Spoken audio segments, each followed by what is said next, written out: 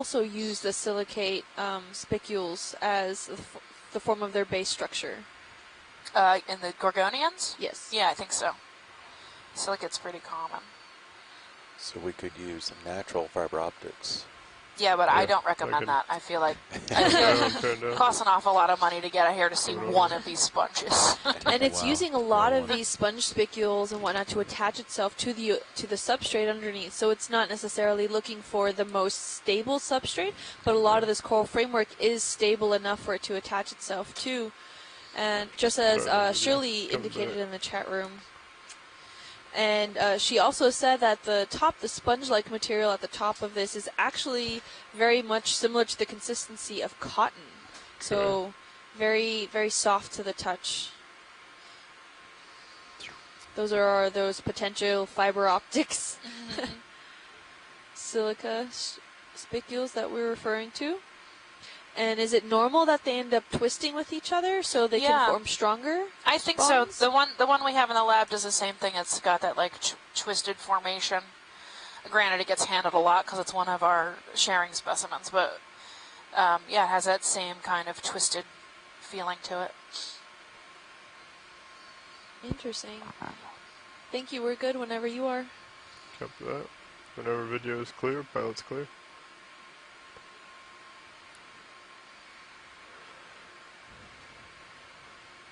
Okay, coming up. It's next to a fallen down bamboo coral.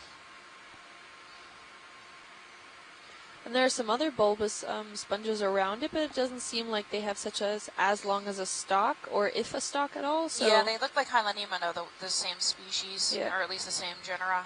So it's not necessary that the stalk always grows, or is it just because they're juvenile? They're probably just smaller. They can get pretty big. They're not always that tall. It also could be that they have found a nice spot in the water column. Not to, they're getting enough. And what was the direction of that move? Taller. Here's another one right here. It's real short. Yeah, that move is complete. It looks like we've got Bridge Lophelia nav dead received, center. thank you. So the move is complete. And more Africalices. I feel like there's just more and more stuff north. I know. It's like, this is really throwing me off. I feel like we're trying to get south. You know? We have to. And just overall to point out, look at now the substrate, how much it has changed at the crest of this ridge. So we're not really seeing a lot of sediment deposition overall, but we're seeing a lot of this limestone and karst features that have created these huge tunnel systems, either by being dissolved or just not filling in that area of forming. And it creates these large intricate networks, which then the biology can take advantage of and either use it to hide like fish or crustaceans. And a lot of that hard substrate is really really great for coral proliferation, as we can see in this area. It's totally taking advantage of the overall area. And as for the current systems, there still seems to be a current flowing, but it's not as strong, promoting corals that it's just strong enough to carry the food without having to carry all the larval away, or even that the corals have to fight maybe against the coral overall. And what is that sponge-looking glassy thing? Is that another wedding glass sponge? It seems to almost grow downwards. I think it's growing, down and then up underneath a rock. Really interesting. Yeah. Why is it not moving? There's a little teeny tiny baby one in the middle. Yeah. Heterotella. Thank you, pilots. Okay, let's do this. Do you want more video? Or? All right, copy that. Some stylaster and some more gorgonians. We've got some soft corals, some strawberry coral, like 3 more, and a lot of solitary corals. You got something inside of it as well.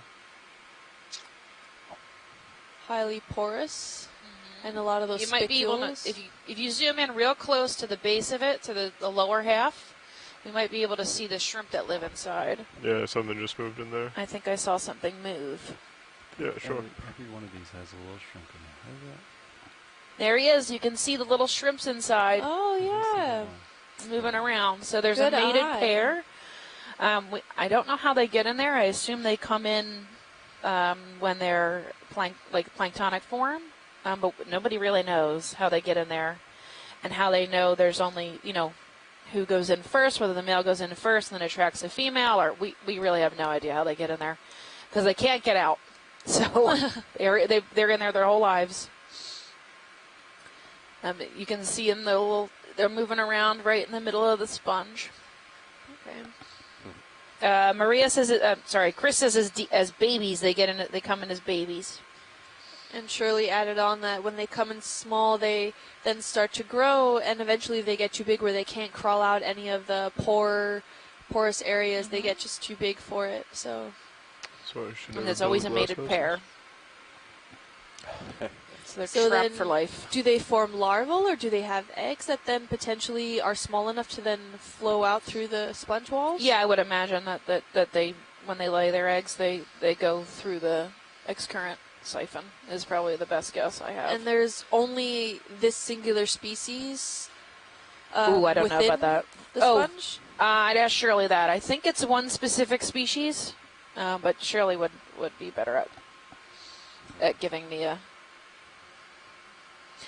She says she's not sure about the species, so I don't know if it's one singular species or multiple species, or if like this heterotella, this specific heterotella has a specific species of shrimp that lives in it, and whereas like maybe there's more heterotella, different species and different species of ship, like in the Pacific. Interesting. Yeah. Thank you, pilot. We're ready whenever you are. Whenever video is clear, pilot's clear. All right, feel free to come out. Thank you much.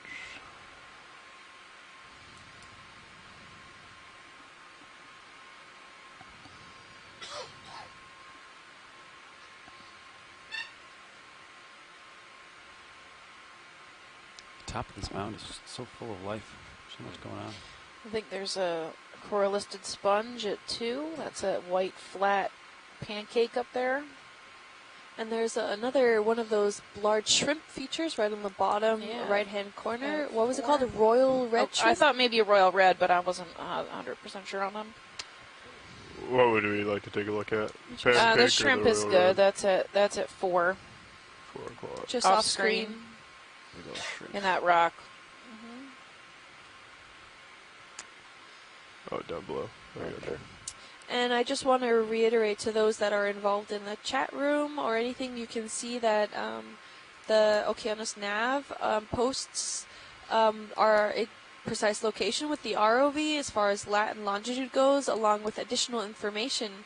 And just to go over some of that information, right now we're currently at 753 meters below the sea surface. Go ahead and start coming the temperature is approximately 8.3 degrees Celsius. And if you want to note from last dive, yesterday's dive to today, yesterday's dive was about 6.5 degrees. Wow. So we're just about a 2-degree difference.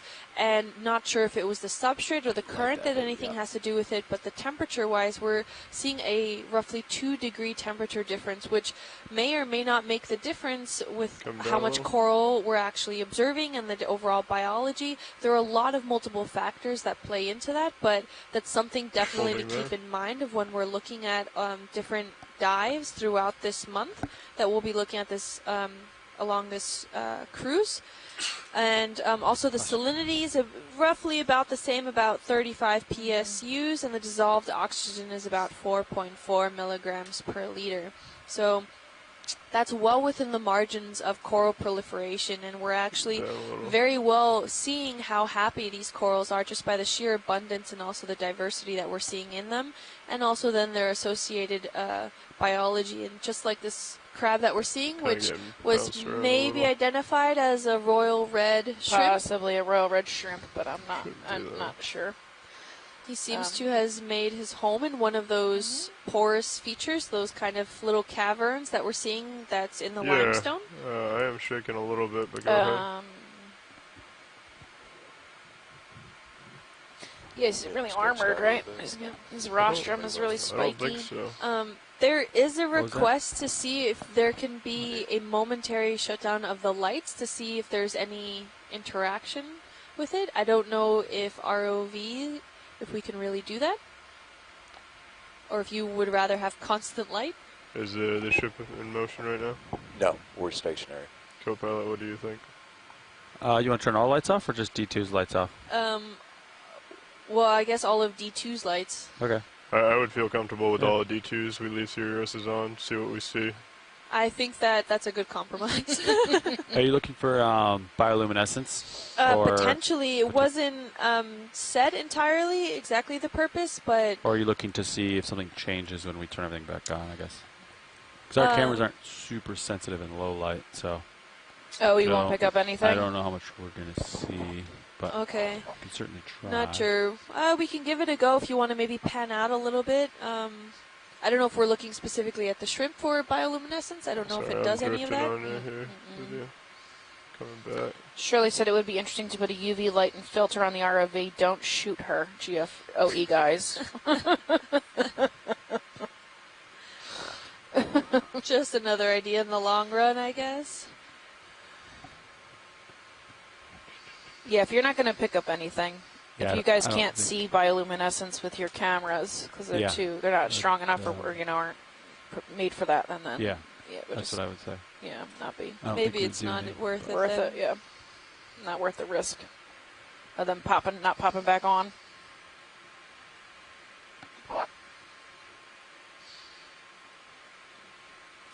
I wonder if that would be a possibility in the future to add a latch so we can kind of cover the UV camera or the camera with a UV. Pilot is good when video is. Thank you very much, Pilot. Do you want to explore more that way, Lars? Do you want me to move that way? Kind of at the moment. Yeah, we can go ahead and do that. Okay, 20 meters due north. So you want to do north again? Yeah. We'll finish out this local high, and then we'll turn around and head south. Okay, roger that. Bridge nav. Yeah. They're off. 3, 2, 1. No, yeah, go ahead, Nav. Yeah, ready for a move. Thanks, Distance 20 meters, bearing 000 at a speed of decimal 2 knots. Do you wanna try it? Taking the lights off. 20 meters, bearing 000 degrees, speed decimal 2 knots. Roger that. Thank you. You got my curiosity. Oh, we are able to turn off the lights. Okay, so we are seeing now everything in. Yeah. So the white you're seeing there is from Sirius. So I can turn Sirius off too if that's what you're interested, or do you like the... maybe momentarily to see if there's any flicker of light that we could possibly see. I want to open Sirius up too. Not sure if... Oh, no. Either the biology is just not there for it, or the camera can't pick it up, but we're not really seeing anything besides the blank screens. Yeah. So... Oh, good. The lights come back on. Of course. Okay. I think it'd be kind of cool to look around with just the Sirius lights. It's always a momentary question. If we can get it all back on. Thank you. That was really great. We can... All right. Maybe if we do potentially see a jelly or something in the future. Kind of cool with just the Sirius lights? Yeah. I think it's kind of an eerie kind of like... Ready to continue? Did look creepy. Maybe we'll use that shot later for Halloween again. Especially if you have like a ton of white big corals, because they'll like reflect and absorb, they'll reflect all the light back. Yeah. And we're seeing some more Antipatharia here, and a little more squat lobsters, some cup corals. The diversity along this entire area is just so big. It's a hot spot for all of this, for all of these different biological materials and animals and I'm kind of almost wondering. Anything we're looking at, every centimeter is covered in some sort of biology. And then there's another one here. Yeah. We're getting a special thank you for the pilots from the chat room. Yeah. So thank you very much for experimenting with that. We can head like a little bit more. A little west. That way we don't like see the same thing. Yeah. That's what I was thinking. I think if you look at it, there's a little, there's a little more red, in the mapping. Yeah. We can range his sonar out once we're done with this. Yeah. And we'll look to the west. We'll move west and then go south. We'll range out zeros, or D2, I mean. Yeah, we will once we're done with this. Okay. I think we'll do some. Because right now it's at 30 meters. And so this is, you can characteristically tell they're bamboo corals by the banding seen on their skeleton, which you can see through some of the translucent tissue that's overlaying it. And even on this dead one that's lying on its side, we're starting to really see that striped banding that's indicative of a bamboo coral. Yeah. And Shirley is saying from the chat that there's a lot of spherical lithistid sponges like a light camera. and some large sponges, which are called pacastrelid. Serious lights. So that's some really good information, not just the corals, but also the diversity of sponges that we're seeing in the area, plus one that was previously collected that may be indicative of a new species that we're seeing through this area. So a lot of these corals are very large in size, which could potentially mean they're also very old. And well, I mean, we had very it on old laser is a relative term because some of these corals, despite usually being more slow growing than the shallow water corals, vary in growth rates overall to each other. Pretty close though, right? Or is it within 10 meters? Or? So different species might be of the same size, but of different ages overall. It's relatively close. And there are some more stony corals in the background. Not sure if those are Lophelia or not. Can we get a quick zoom in on that white stony coral off to the right-hand side? Right-hand side, yes. Yeah, that moves complete. Okay. Yeah, moves. Yeah. Snap zoom on that video. Bridge nav received. Thank you. This one over here. Watch leads. Watch leads, is this the one that you were interested in?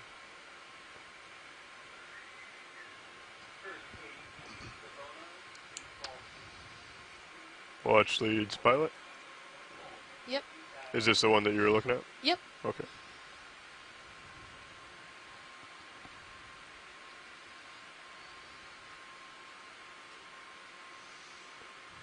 This is going to be kind of awkward. Okay, take some more if you'd like video.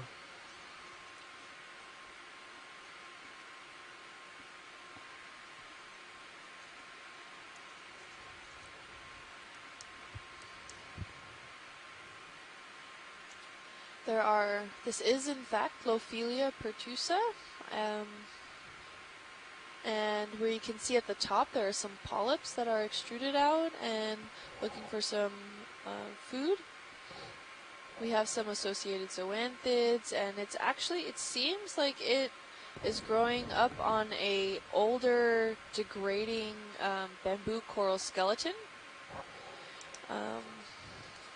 which I guess that was its hard substrate that it chose to start growing on, and we have maybe a spot lobster hiding out there in the center of the framework system. And these stony corals are actually really robust and strong. As far as overall the corals goes, that's the name from Scleractinian stony corals. They produce a really strong framework system that's aragonite based as far as mineralogy goes of what their skeletal structure is shaped as. Clear, isn't it? This is a calcium carbonate mineral that you either in coral skeletons we see a lot of aragonite, which is predominantly a lot of what we see in shallow water corals. Go north, do we? As well as the stony corals. They are aragonite precipitating. But the other mineral that we're actually seeing of calcium carbonate is high magnesium chloride that's in that area. And I think we just saw a fish. Someone, right above us. Okay. Not sure if you want to chase her or not video. She seems to be scooting. Right. It's a huge pile of coral rubble, isn't it? Yeah. Oh, alright. Bye, little fish. And so what we also have, the other one, as I was saying, is magnesium calcium. High magnesium calcite is also precipitated and seen in coral skeleton structures. And within the water column, we have different levels and different densities of where corals are usually typically seen, and a lot of the chemistry that's involved in the water column affects how these corals grow. So at certain depths we have what are called horizons and saturation zones. So towards the more shallow end we have a lot of aragonite saturation horizons, a aragonite saturation horizon where aragonite, the saturation level is quite abundant, so it's easily precipitated from the water column. Whereas below that aragonite saturation level, which in the Atlantic we usually do not surpass that level, so we are able to see aragonite precipitating organisms all the way down to the seafloor. But in the Pacific, because it goes so much deeper than the Atlantic, we do pass that threshold, and it's projected to be around 2,000 meters in the equatorial to southern Pacific and slightly shallower at the northern end. And usually below that we do not see a lot of aragonite precipitating material. That looks interesting. But we do still see some high magnesium calcite. However, that does have a similar solubility level to the aragonite saturation horizon. So we actually are able to tell the difference between the two chemistry levels in the water column and see which skeletal, by indicating what kind of skeletal material the overall coral's in, we can likely estimate what the overall horizons are and the solubility levels of the coral structures themselves. I think we should turn around and start heading south. Yeah. Okay. Yeah, lots of outcrops and slabbiness. After this, we'll turn around and head south, I think. Really odd trying to fly this way. Okay. Yeah, and we also have a lot of that coral rubble and more of the limestone features, and these look more like large boulders that have been eroded at the top from maybe some of the current systems or whatnot, but it's quite bumpy. It's not necessarily all flat, it's pretty steep unless we get more to the sediment regions that we're looking at right now, going down slope. Yeah.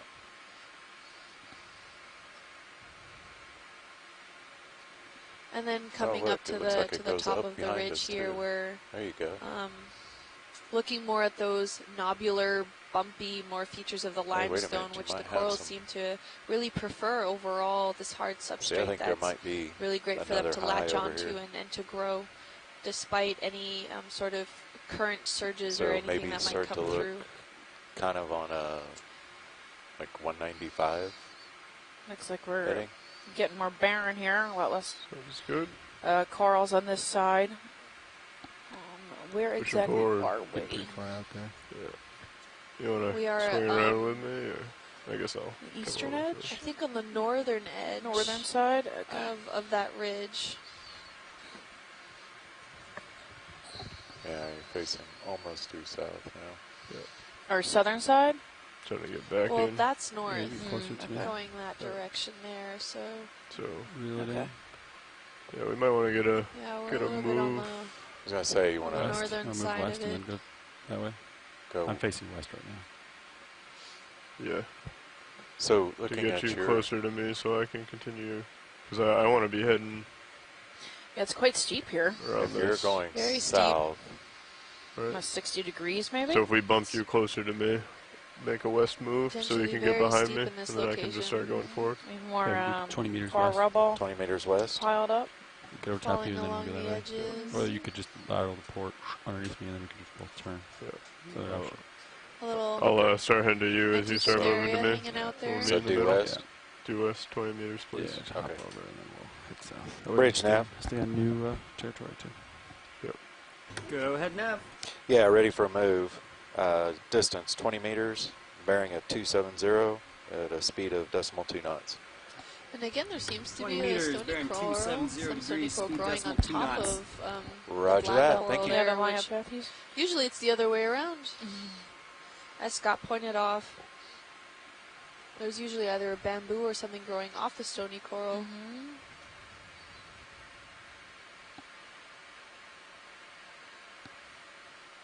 The gooseneck barnacle on them too, one that Liopathes. Yeah. And another geodia around 3 o'clock. And a crinoid.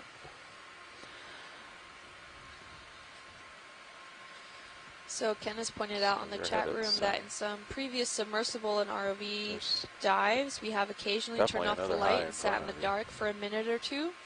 And when we turn the lights back on, a lot of the fish that was otherwise avoiding kind of the big bright lights of being seen by the ROV start to actually come back. And then when we turn the lights on, we can actually see them, if even for just a moment. So maybe in that in one of these dives, maybe we can do that. We've just kind of come up over the top of that one, and then now we're looks like another one of these oceanapias that we collected already at 9 o'clock. It's kind of blending into the background. It's a browny color with this fistule that sticks straight up. And another one of those Afroclistes. There's another nice one. There's a nicely formed one right here on the rock. Because you're pointed southeast. Apparently right my now. mother is watching, so say hi to my mom. Hi, Mom. I'll give a shout out to my mom, too. I know she's watching. Thanks for raising me.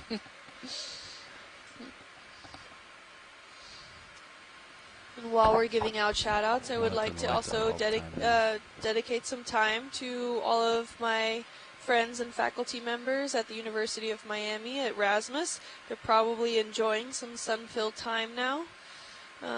It is Saturday.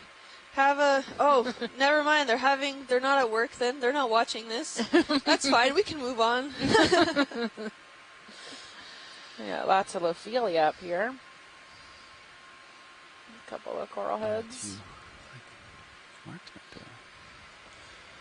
What was that? Mark's changing the. Yeah, sorry, I just noticed the wind kicked Lophelia, up. maybe Edalopsami are the only two sclerotidian corals we've seen so far. There's no Metroporta, right? This time? Not some weather moving that I have really seen or start coming would back. know. We turn to port, will ya? And this one is also going off the Liopathes. Isn't that odd? We're gonna meet. Yeah. Meet at 195 or 190. No, we've seen quite a few of those bushy ones coming about in that area. And I just want to say in the shout-outs, I don't also want to forget my dad, who helped also raise me. Yeah, so just in case he's listening too, rise in front of you there. don't want to leave anyone out. But She's got waypoint 3 looking selected. at, I mean, this is really interesting So as far as the whole limestone 189. system works. Like there are all these little caverns that are coming on, and do you see something there? Possibly a pinnate hydroid. If you look at 6 still o'clock, in that move a little bit. looks like a feather. Almost in the dead center, just below dead center. If we can get a quick zoom on there. Sorry, what are we looking at? The feather? Yeah, the feather. Do you want to do a quick zoom video, please? That might be another Bathypathes alternata. Oh, it looks like it has an exterior branch, kind of. Yeah, that's odd. And then there's also another Gorgonian behind it. Looks more bushy. So really quick, looking at the crinoid now. This is a white crinoid. I'd also like to do How a many heading change at this time, if arms that's does it have? Is this something that Chuck was mentioning earlier? Yeah, let's see if it's the same. Yeah, I Roger think you that. said Xenometra? Is there something coming in? Just something along 1, 2, 3, out of curiosity. 5, 6. Yes, it does look like we have a squall that's approaching us from Can we get a possible zoom in on that crinoid? Southwest. It's about Go ahead, video come in if 7 you'd miles like. out right now, but it looks like it'll be on us within the hour. 4, 5, 6. Okay, yeah, roger that. I see 8. Okay, Alright, let us alright. know when you're done with the heading. I can set up for it. We're looking for I a have a lot of 10-armed. voices in my ear right now. If you want to come out full wide. Is this something we want a close view in? No, we're good. Thank you. Oh, okay. Video, do you want a close view for... Alright. Sorry about I that. think we're good.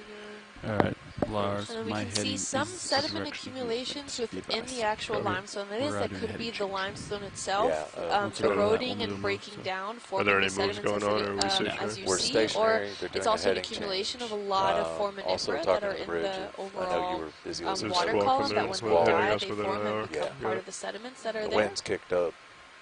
And we quite a bit. see I them mean, that we were the almost dead current calm. generally Now it's brings coming them up. throughout 32 the internal knots. cavern system and pores that are seen all throughout this dive, that the overall fish and crustaceans do tend to take And complete video, if you see advantage anything of of interest, feel free to call it out as well. in terms of safety and finding maybe new food sources.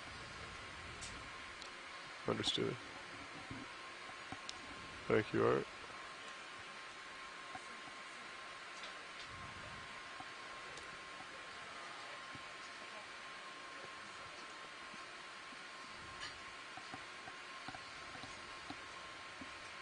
And then the one on the right, which is about at 3 o'clock, which is also sort of stalked, is Hylanema, which has silicate spicules that it sits on that grow out of the bottom of it that pick it up off the reef or out of the sand so it can filter feed better. So I'm not sure which sponge you're talking about on the chat room. but it was one of those two, I think. Is there one that you'd like me to get a closer view of? You can zoom into Ephra Callistes real quick, which is the one at either noon or 9 o'clock. Okay. Yeah, the white stalk. Sure. Video, once I get set up, I'll have you come in on it, please. Okay, sounds good. Watch lead nav. Yeah. I think Chris is looking at this one, so she just couldn't tell what it was from far away.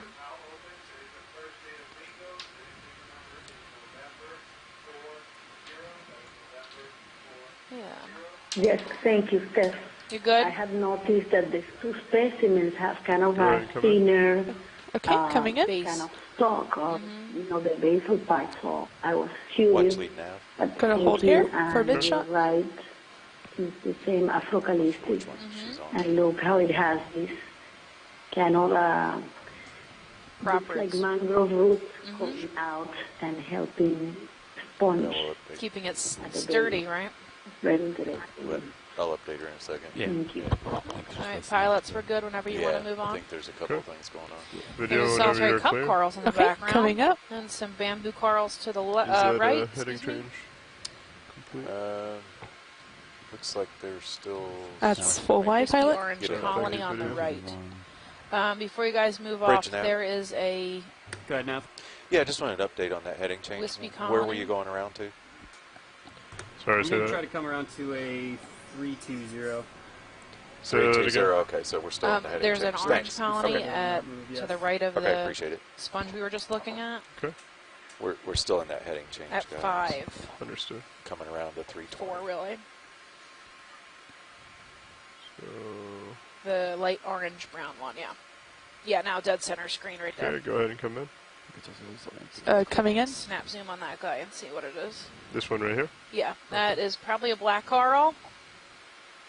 Maybe a baby Leiopathes? Any ideas, Scott?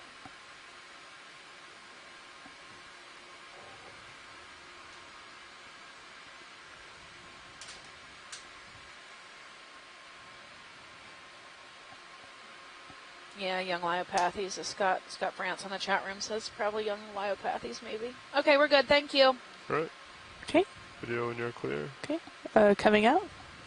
There's a really big Leiopathes in the background. If we look up a Coming little up bit, and up. there is that what might be a same species, maybe. Just fully grown. Can we get lasers on that? Can you paint the orange Gorgonian for me? The large one in front of me. There we go, I see it. So he's probably almost 2 meters tall. This is a really, really old black coral. Nav bridge. Bridge nav, go ahead. These are We're commonly going to settle poached, out at and 325. they are considered an Okay, endangered roger that. Thank you. species. And protected. Heading change is complete. Copy. There's a really large white coral at 9 off screen. If you guys could swing 9. There's a giant white coral back there. Understood. It's huge. There you go. You want to come over to port with me a little bit? There's 2 of them. Yeah. Which one would you prefer? Watch leads. Either one is fine. Okay. This one is close and has light on it, so There's actually quite go a ahead few of for this these. one. Can we get some nice black background shots, pilot? I can give it a shot, yeah. I'll come low and look up at it. Sounds good. Okay, I'm good. You can keep going. Oh. Okay. Go ahead and It's take what nice you need. Gorgonian. Yeah, I just wanted to take a peek at it. Okay, just really quick. Yeah, sure. Oh, that's a bamboo coral. Jeez, it's huge.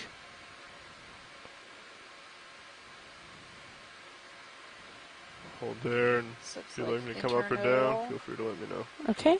Coming in a little bit tighter. You can see its polyps.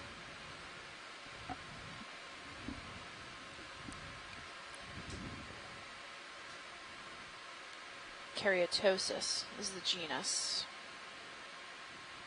Keratosis. Can we pan up? I mean, tilt up. Tilting up. Yes, thank you. You want to go all the way to the top? Sure. Very nice. Thank you very much.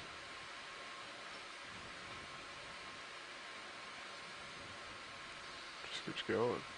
It does.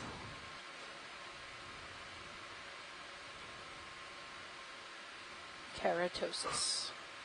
Does it stop? There we go. Eventually, there it is. Holding there. Beautiful. Thank you. You can see the individual polyps growing. Their tentacles are out waiting for food.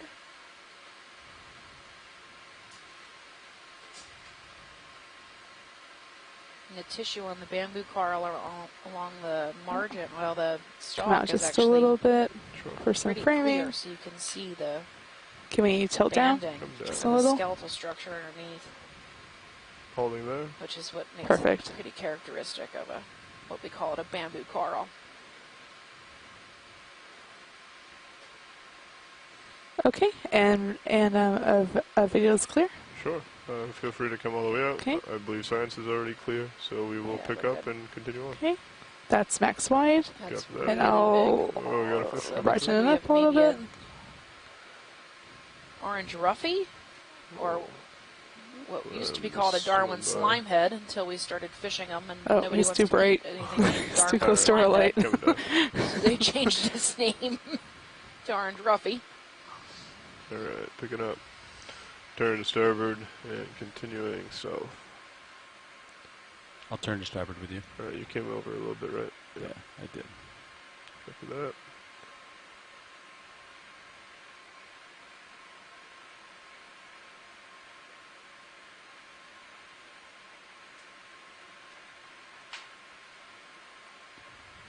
Oh, there's a sponge at 6 o'clock. It's a tube.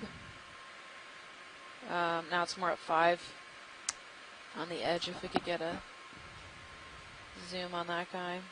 Are you Okay. talking about the bigger one? Are you talking about the bigger one that's coming into middle screen now? Yeah, it's Okay. about center screen now. Sure. Let me just set up for it.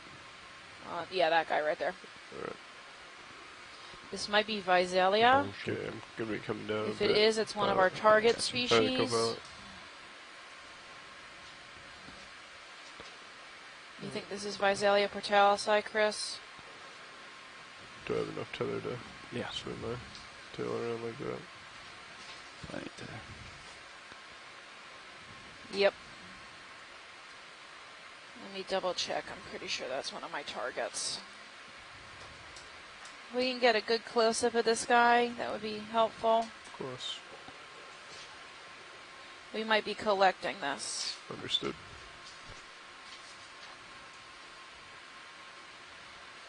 Let me just double check.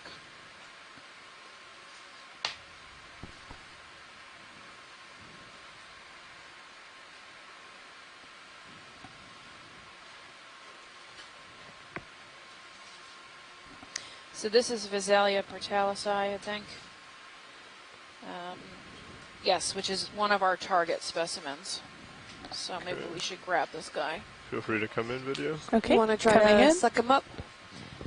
Or put him in Yeah, the biobox? we only need DNA. We know the genus and species, so we don't really need a whole form. But likely, if they pick up any of it, it's the whole thing's gonna come. Guys, Okay. or if you could tear it off, like, you go fingers in, or you like put one side in, cut a piece off. Yeah. You're not gonna be able to suck the whole thing up. So I know in the past when we've like kind of snipped Hey, them, John. they fall apart like a piece of lettuce. Glad you're on the we chat. Might be able to, like,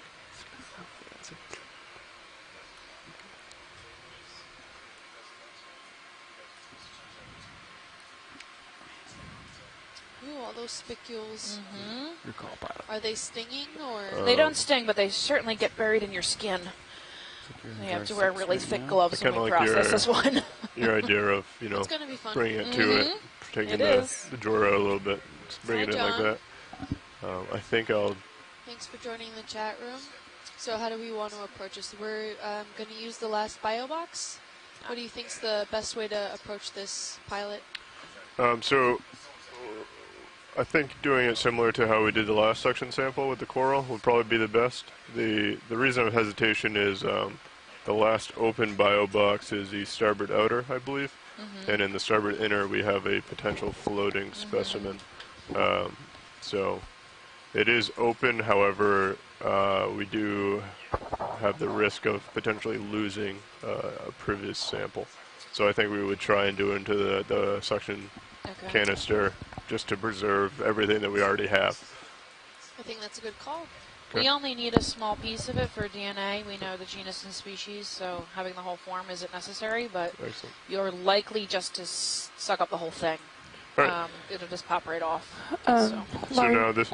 Sorry, could you like grab a piece of it and then bring it up to the suction sample? That's exactly what we're discussing. Oh. Yep. Cool. Great idea, video.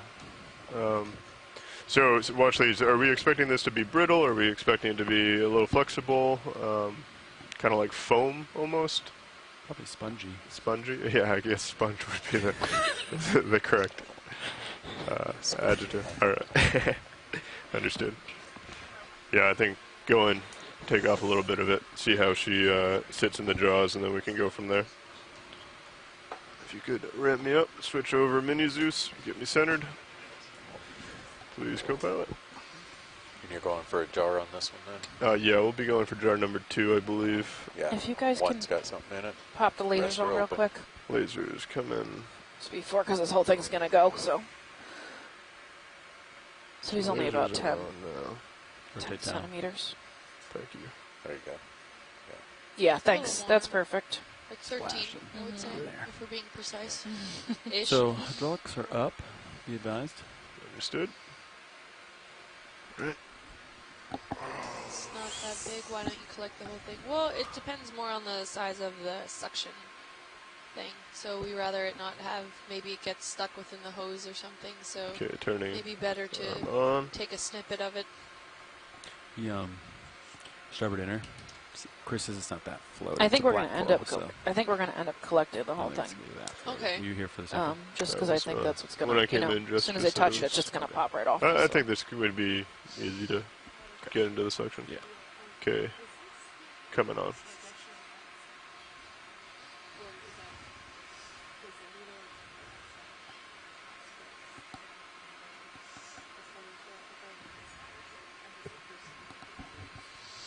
I've never heard it called the Russian hat sponge, but maybe. Shirley, have you ever heard this called the Russian hat sponge? Get that DNA.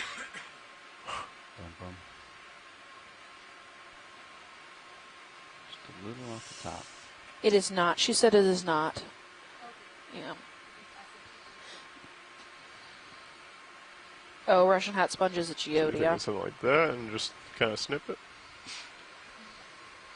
It's a healthy chunk. You can take a little less than that, right? A little less than that? Yeah. Right. Because I'm just worried that when I snip it, it's not going to be able to cut all the way through. I get a tear. I give it a twist and tear it off. Cool. But we'll see. Sounds good. Come up a little bit. Take a little less healthy of a snip. I'll be able to. We collected these once, one of these once, and found a whole bunch of squid eggs in the bottom of it. Oh, nice. No. Is there biota likely to be living inside some of these sponges? Yeah, that's pretty common for them to have associates. Yeah, and then try to twist some of it off. Yeah, we just need it for DNA. It's okay. Well, it's pretty rubbery on there, huh? I thought it'd be much crumblier. Seems to also be pretty well attached to that rock. There we go. We got a big chunk. Good job. There you go. Can we try drawing out? Yeah. I left. Can I bring my left wing in? Yeah, I see. I just want to try to dodge that. Sure. Okay, that's probably enough for you, huh? Yeah, it looks reasonable. Okay. So the same thing. I think I'm going to come kind of more like this. Going to jar 2. Line it up a little bit better. Okay, jar 2's in position. Understood. I'm ready to begin on your mark.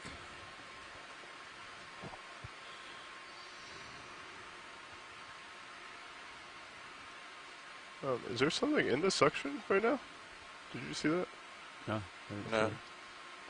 It looked like you also just collected some hydroid. I was going to say, I thought that was... Oh, I'm way out Something there. just helped itself right in there. Yeah.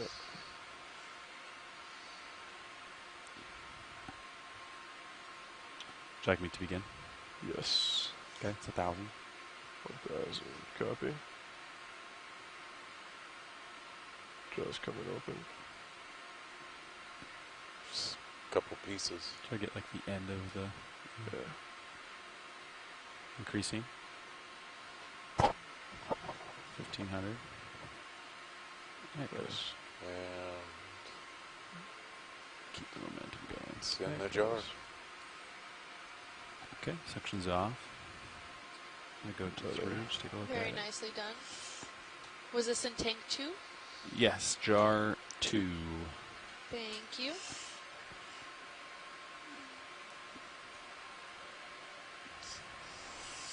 Okay. Understood. Drawer's well clear done. when you're ready. Thank Arms you. off. And we've been notified by Shirley that the sponge can heal, so it will potentially grow back. Yep, understood. Good to know. I think we may have pushed off a little bit with the drawer. Yeah, I would agree. Taking my monitor back. Okay. When science is clear, pilot is clear. Video, Nice. you all set with this area? Yes, I am. We are good if you guys want to move on. Alright. Is the plan to go to the south or to the north? Yes, I believe we are South. heading south now. Okay. Yes. That was the last. Okay, Adam Joylott coming up. Did we by any Last chance plan. get over to the western side of this mound? Yeah, we're actually on it, I think. We're on the western side. Yeah. Okay. So yeah, we kind of rode the top north. I don't know if you can hear me. Are you listening to Copilot? Okay. Watch these. Are you Watch these. listening to Copilot right now? Yeah, I can just talk to you. I was going to say. Yeah, we rode the ridge north, and then we did a hop to the west, Okay. and then now we're headed south. Okay. Great. Yeah. Thank you. Okay, I turned a little bit to port. Understood. So I can Thank turn you, back to starboard a little Copilot. bit. You want to call and move in? Yeah, Going that y'all. way? And then also South what we're Y'all ready looking for at it? again is that steeper Due slope south? area. Mm-hmm. Although it does have some coral framework on Pilot, it, you're good it's too? less sparse than at the Okay. top.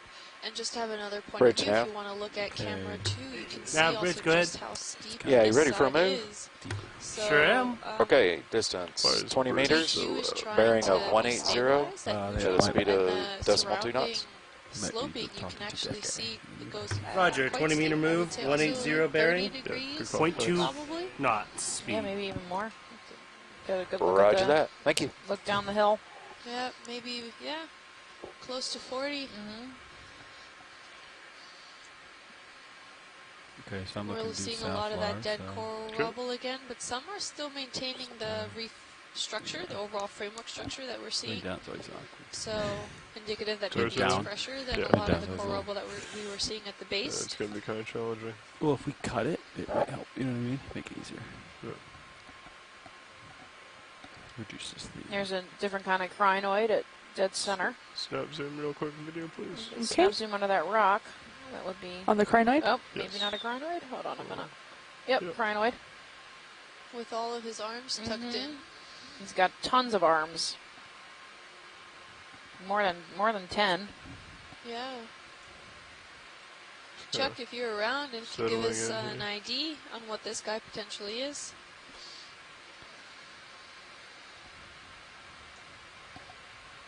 Not sure.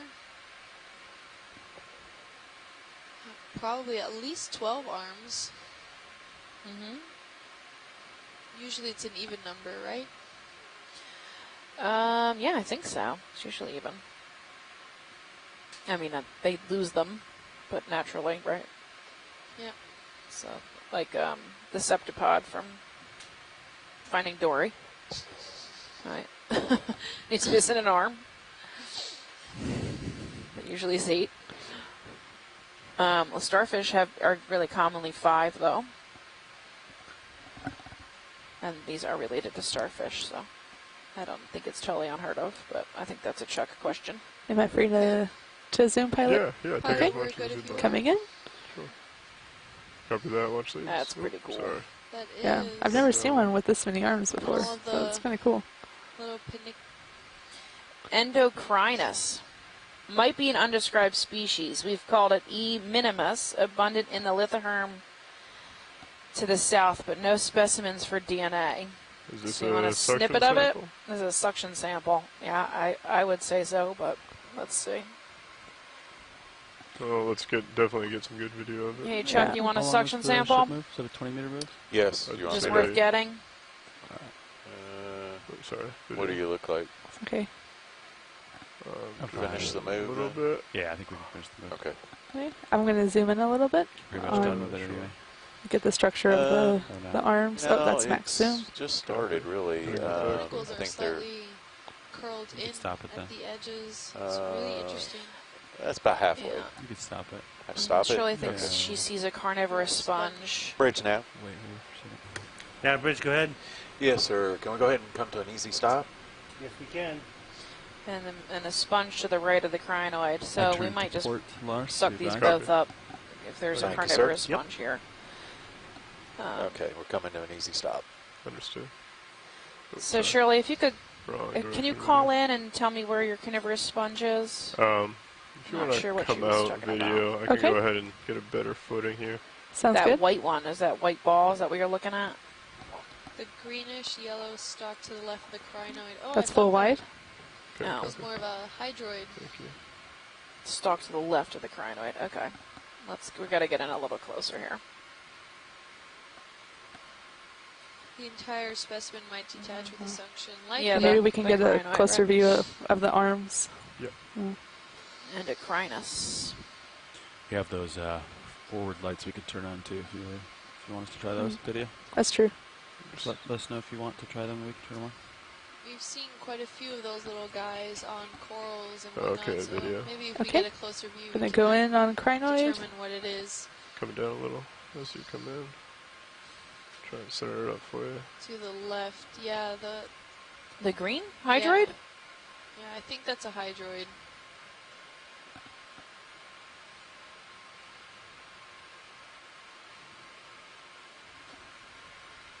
Sorry to disappoint, Shirley. I'm going to keep turning to port, keep you nice centered up here. Understood, thank you, Copilot. Feel free to let me know if there's any. Yeah, if we can get this crinoid in suction, that would make for a good find. Perfect. For a DNA sample, we do not have any. Hydraulics are up. Copy. Suction I jars. have no DNA specimens for this. Well, it's starting to move a little, so I'm going to come out just in case if it decides it wants to swim. Thank you. Okay, that's full wide. Okay, let me just get stable here. Shifting around a little.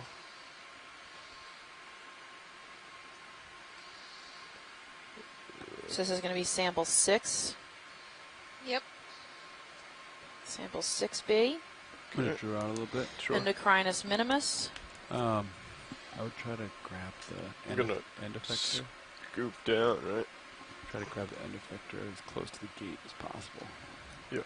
You know what I mean? That gives So we have some room to get in underneath there. Yeah. Okay, we have hydraulics up. Yeah, you're up. Alright, sweetheart, stay ready. There, please. Okay, arm is live. Coming up. It's probably close to 5 centimeters. I can draw out further if you'd like, or I can leave it there.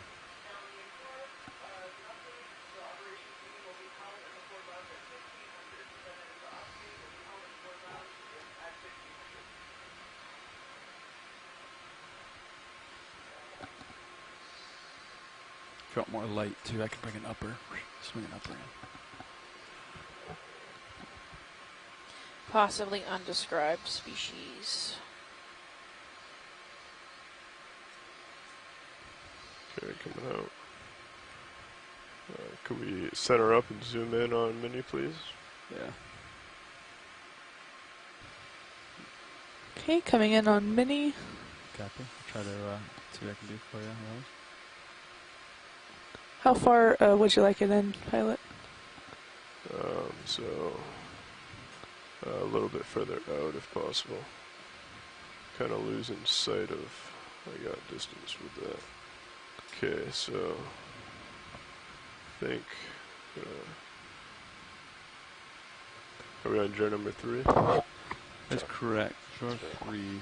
I'm afraid if I get too close, he'll start to swim. So I'm going to start here. If you can bring up the suction.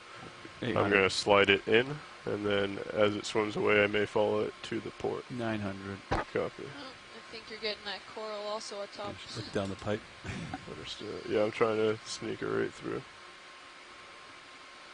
Nav, if you could keep an eye on it. If you could go to 1,000, co-pilot. 1,000. Yeah. See movement. 1,200. A little bit more. I see the arms going in. Yeah. 1,500. I think, oh, no. No, got some coral in there. Okay. They can hang on pretty tight. I've lost visual of it. Can you increase? What are you at now? 2,000. 2,000, copy. I think it's still holding on. Still holding on, understood. Is it in the... Yeah, it's in the clear section, holding on, waving, I think. I gotcha. Okay, see if we can... You, like, twist it so you can see it. Yeah, twist it that way. Would you like to zoom in on main Zeus? Yeah. No. Yeah, it's still in there. It has not let go yet. It's not let go of the wall yet. You want the fog lights on? Oh, yes, please. Fog lights. Here you go. It's going to get bright. Understood. It's fine. You're getting some other debris in the jar. That's fine. Yeah. 1,900 holding. Yeah, you're doing the right thing, I think. So strong parts of it are in the jar. Okay, I think that might be. Is that parts of it? It looks like debris. Oh, okay. Yeah, as it was coming in, it was just, it looked like debris. I could just try maximum warp here. Yeah, max. Okay, that's maximum. And try wiggling. You might want to scrape its feet. Did you just get it?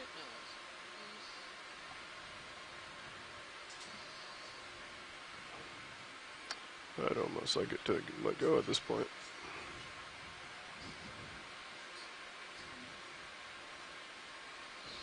Still holding on, I guess. So you got a death grip on that rock? Yeah. Literally, I guess. Pull back. Poor thing. 3. Oh, yeah. Did we get him? I don't. Don't have him yet. Oh. I don't see him in there. He looks a little sad. Oh, he looks so sad. 2,400. Yeah, your best bet's probably just to take the tip of your suction hose and just scrape the rock behind him. Been doing that. And he'll Yeah, eventually you get release lots of himself. debris. Could blow that stuff out. Lars. You want to try and blow it? The debris out. Yeah, I'm just wondering if you're going to start to block up the filter a little bit. Okay. Go ahead and switch. If you could zoom in on the main camera right now. On mini camera? Okay. Main, please. Main. Sorry. It's alright. There we go. I'm going to exhaust some stuff here. Lars. Yeah. Should be coming out the end. It's definitely blown out. Some of it's pretty heavy.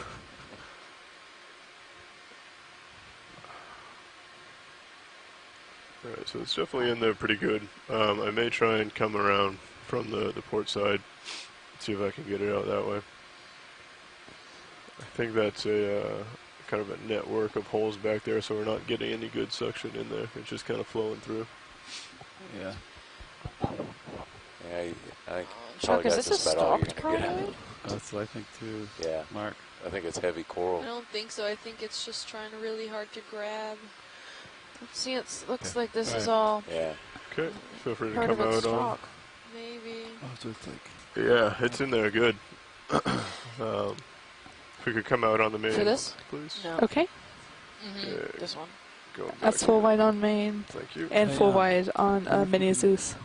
What if you try twisting your. Or are you going to try it again? Chuck said try scraping sideways. Try scraping sideways.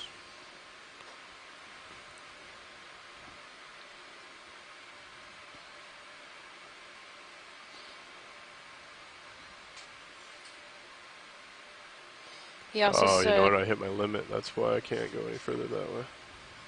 Yeah, okay. Put it in continuous rotate mode. He also said you could grab it with a claw. They're pretty tough. They're pretty tough. Yeah. I think We're finding out how tough exactly. What do you think? Try and grab it with a claw? Yeah, and then bring it to it. Maybe, and then you can suck it up after. And suck it up with the... You let it go at that point. Yes, it is a stalked crinoid, so it's not going to swim off. It's actually sessile. Or it's sitting on a previous stock of one. It's pretty far in there. No, Chuck said it is strong. Yeah, it's strong. I thing he said it's. This is all backwards now, isn't it? Yep. He's just got his stalk shoved under a rock.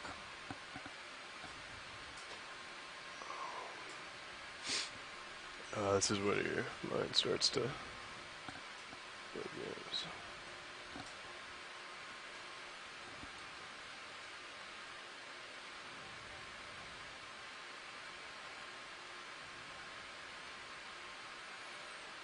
We could zoom in a little bit on the main Zeus, please. Okay.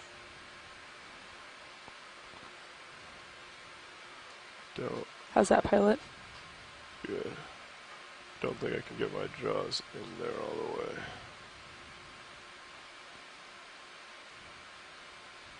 Oh, they can let go and crawl slowly, but they're not gonna. He's not gonna swim away. Okay. Oh, he looks pretty defeated at the moment. He's tired.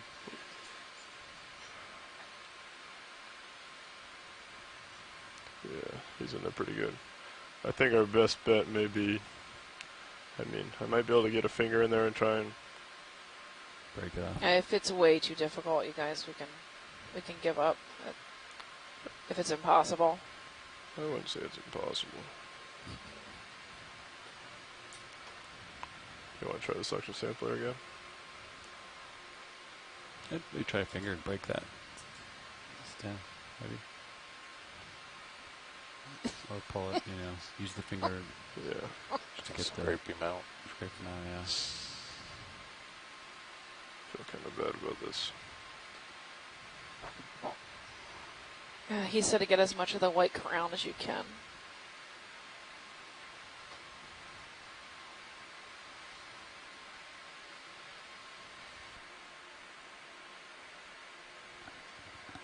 Oh man, this is a tough one, huh? He's starting to open back up again.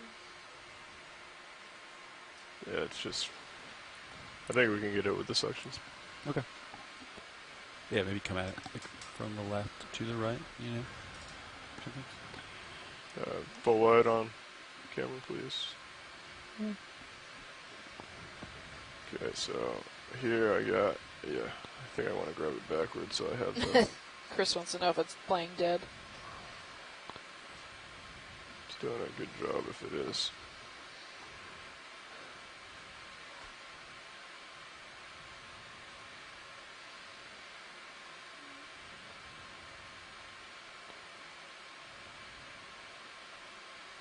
Nice, that'll work. Okay, jar 3, ready to begin suction.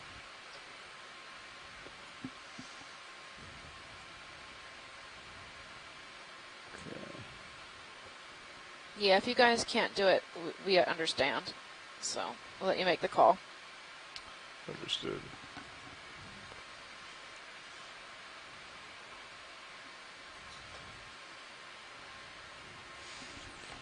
I know we have a squall coming in.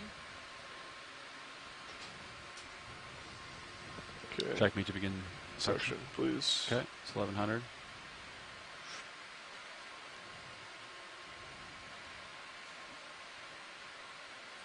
You can do it.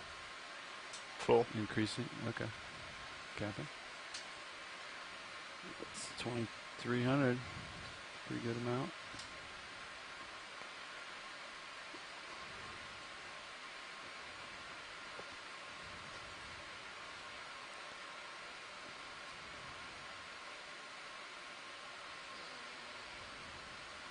Looks like he's holding on pretty tight. Yeah.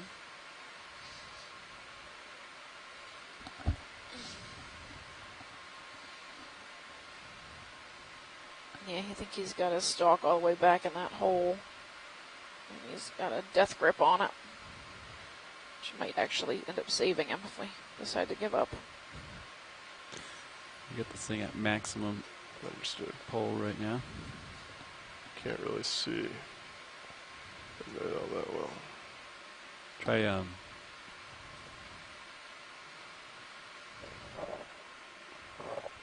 you go. Then you can see it now. Oh, I gotcha. But try so now you're kind of pushing on the rock with your anodized little. Mini-Zeus is running? Yeah, I got it. Did it go? No. Would you like a zoom on Mini-Zeus? Yeah, that's the. Oh my gosh. That's what you want. Yeah. And then, Jeez. What you can Come on, sweetheart. Oh, yeah! There you go! Yay! He's in! All right. You got it. Good job. Thank you for your persistence. Feel awful.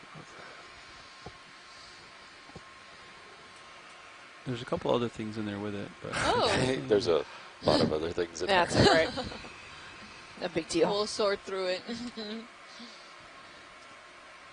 Got some coral rubble. Good. We have sample for me too. Or rather, the geologist. Thank you guys. Yeah, yes, sorry thank about you very that. much. That was a little more aggressive than I wanted to be. Okay, arm is stowed.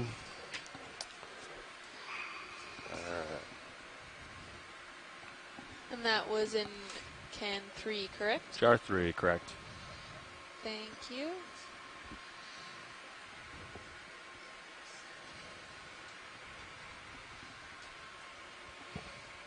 Taking my monitor back. We're going through a shift change really quick with the ROV, so just hang on a moment.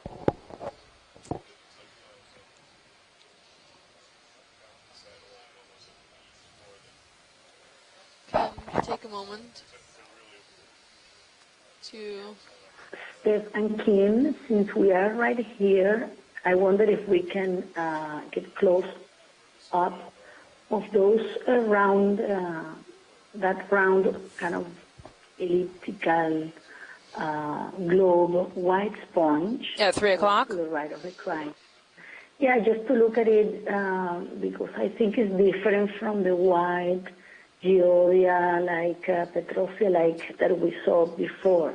And I just would like to, since we're right there, we could have a closer look.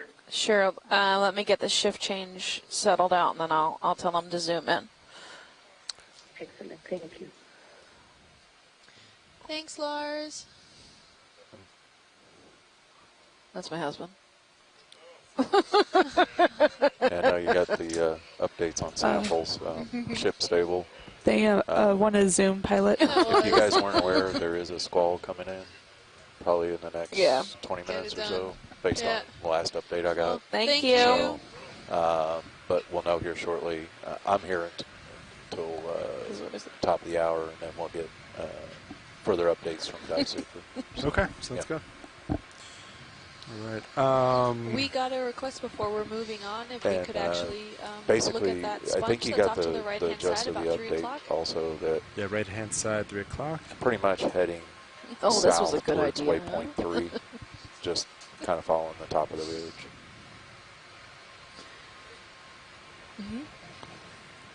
And following signs. The small one coming to center. Yes, please. Video coming partial, please. Okay, coming in partial. Hold that, please. Holding. Yep. All right, video, you can go the rest of the way in. Okay, coming in. Here, Chris. Like a Petrosid or Geodia? He looks like he has a crust. Looks like it's cracked at the bottom. Which would make it a Geodia, I think. Actually, that's why it seems to me that it will be kind of more of a hollow. That's max zoom pilot. Out there. It's not like a geodia, like the one we saw before. If you notice, this oscule is very small, And that crack like that makes me think it might be a calcareous sponge. Oh, calcareous? Debris and stuff in the or hollow. hose. But They had to I just really wanted work to have at it a to closer last look at it. Okay, you're good. A lot of stuff. I don't know if that's any It's a different one. Thank you. Yep. Okay, we're ready, pilots, whenever you are. All right, copy that. Okay. Video whenever you're happy. Okay, coming wide. Awesome. It just looked like there's still some sediment coming out of the hose. We can purge. That's max wide, pilot.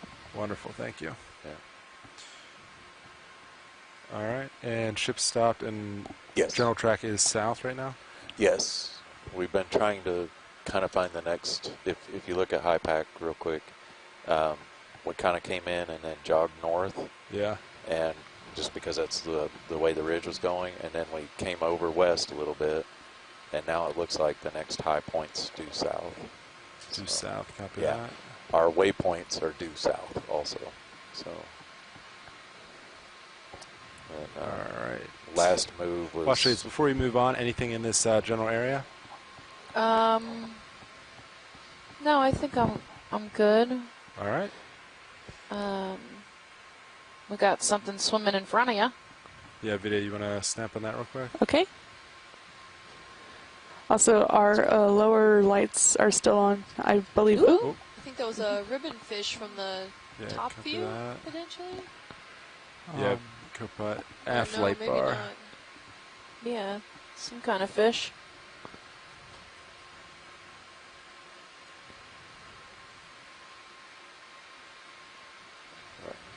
We're holding station, correct, navigator? Yes, we're stable. Copy, thank you. Yep. So everybody's swimming up. Yeah, that's okay. We're gonna lose yeah, him. he's getting farther away. There he goes. Yeah, you can come wide. Yeah, coming wide. That's full wide. Great. Thanks. All right, co-pilot, we can line up to the south and start moving that way. Copy.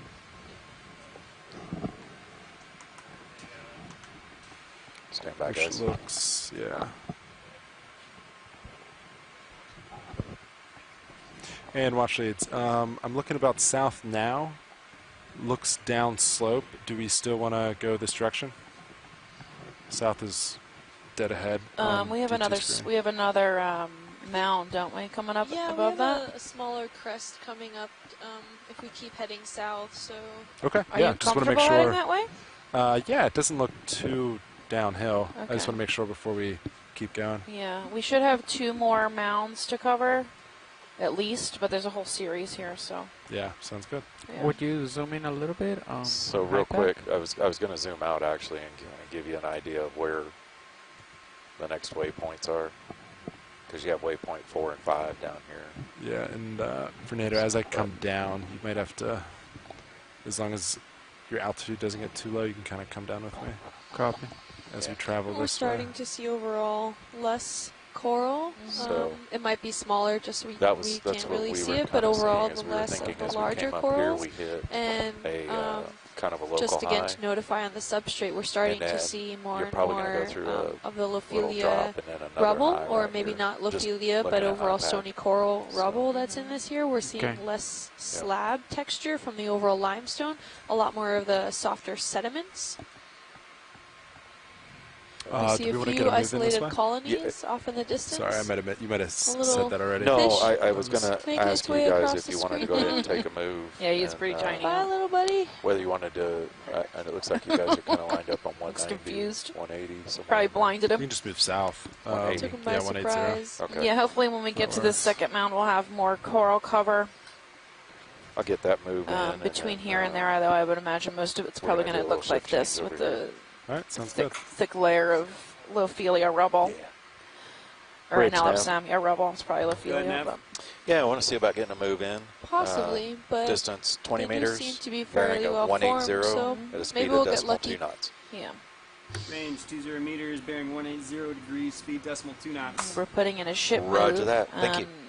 What this means is, well, the ship, Okay, guys, the ship's ship on the surface, and then we have 2 ROVs. We have the Sirius ROV, which floats above us, and then we have the D2 ROV. And the D2 ROV feed is coming in through feed 1, and the Sirius feed is coming in through feed 2, so you can actually see the ROV from above using Sirius. So Sirius sits above us and then acts like what we call a clunk weight. So it actually takes the ship movement away from the ROV, so the ROV below it, D2, can actually move around freely without being yanked. So in order to make a large move, we have to actually move the ship, physically move the ship forward, and then the Sirius will follow behind it, and then D2 can continue to look around underneath it. So it's quite a dance they've got worked out here. So we've got a main pilot, a co-pilot who pilot the two ROVs, and then we also have a crew up on the bridge who are navigating the ship. So it's serious teamwork down here.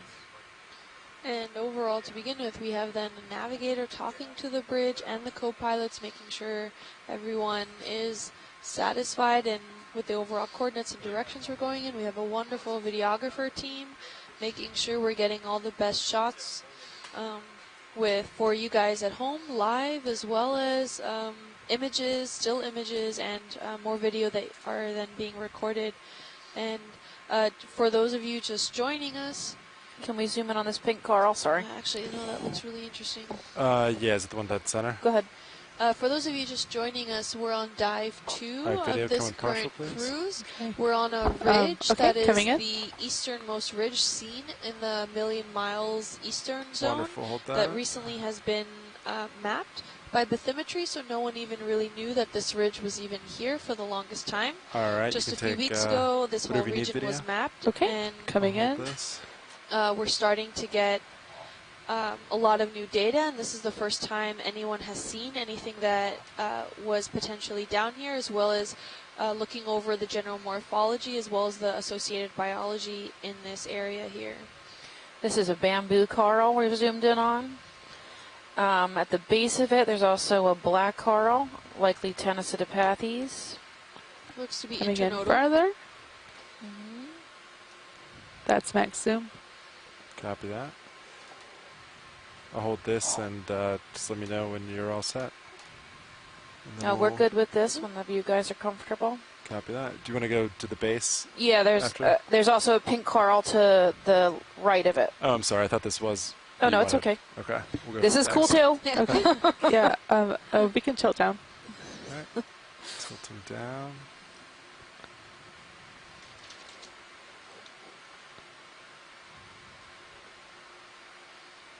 Sweet. Small geodias, maybe. I can come out so we can get the base. We have a solitary cup corals at the base. You can see this one, the tissue goes all the way down to the bottom. Yep.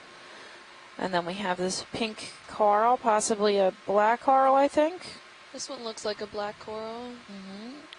Okay. Maybe Bathypathes. And a stylastrid in the back. Coming in on skeleton. Keep moving. It could be. Oh, it looks like a little branching guy off one of those main nodes. That's max zoom. Could be Tenosidopathes. It's very small, so. And then if we keep moving off to the right, we'll get to that pinkish coral. Okay, coming out. Yeah, pink coral. It had a maybe Astroshima, that's full wide. Ophiuroid in it. Nav bridge move complete. Copy that. Thank you. And then, is this the one you want coming to center? Yeah, that guy. Okay. All right, video com partial, please. Okay, coming in. Is there another stalked cronid right next to it? Holding here. Awesome. Shh. We're not saying anything. Yeah, so that's probably Astroshima, maybe. That's the spaghetti Ophiuroid on possibly bumblegum coral, maybe. All right, video, you can come. Okay, gonna come in. Come more, take what you need. Partial for medium shot. All right, Shirley said she's taken off, so have a good day, Shirley. Thanks for joining us. This looks similar to the Paragorgia that we saw earlier. Not sure, though, it's Arborea. Yeah, they're usually not this far south, right? Okay, coming in on Ophiuroid. But this is a highly large and intricate Ophiuroid wrapping itself, holding on no, quite I think tight. we're okay for right now. Copy. This association is pretty common where you have the Ophiuroids associated with the corals. Yep. They can get higher up off the ground, and they can filter feed while they're attached to the coral. It's a pretty big one, though. Mm-hmm. He's pretty hefty. You can see the really distinct central disc. So these are actually related to starfish, or type of echinoderm. Also related to crinoids, which we just sucked up. That's next too. Copy that. Kind of the close relatives. Same phylum. The skeletal structure here is quite bumpy. It's not as smooth as a lot of the other places, and I'm wondering if that's a direct relation to this tissue or if that's on the skeleton itself. I don't know if it's... I've never dissected one of these, so... I'm not sure if it's tissue or... Chuck might know. He's good with the echinoderms. I was talking about the coral, though, itself. Oh, okay.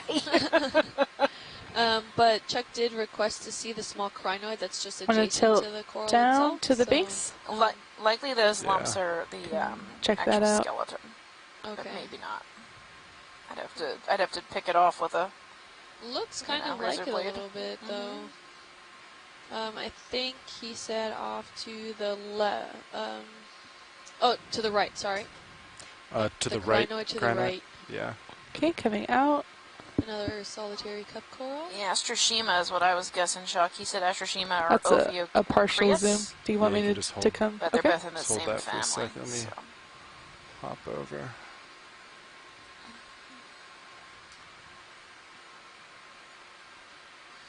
Yeah, there's another crinoid, a white crinoid at 9. Video, come on in. Okay, coming in.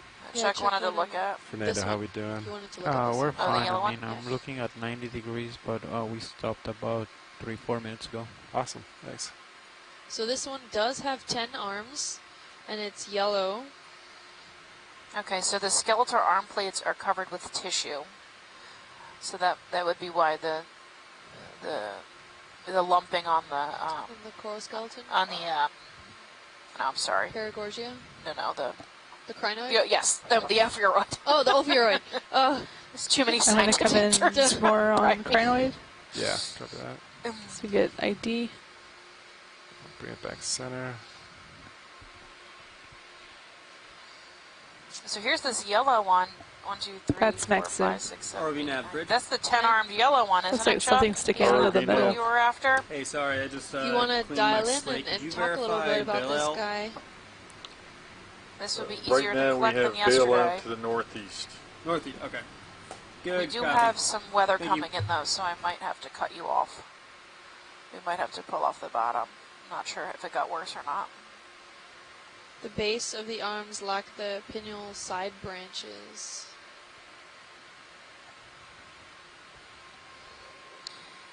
Atelocrinidae? Is that the same one you were after yesterday, Chuck? Or no?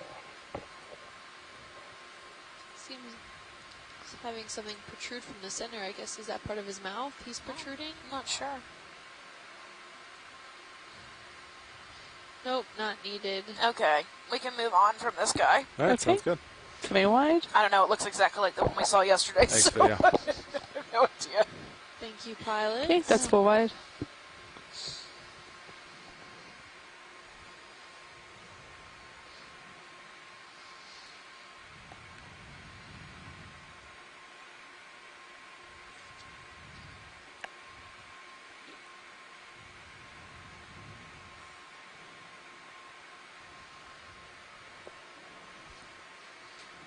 So we are coming up over the southern end of this main mound. We're going to be heading... Oh, can we zoom in on that dark feature there? Yeah, Maybe the it's swimming. another Fish, maybe? fish. Video, go ahead. Partial. I'm going to sink down to Orange Ruffy.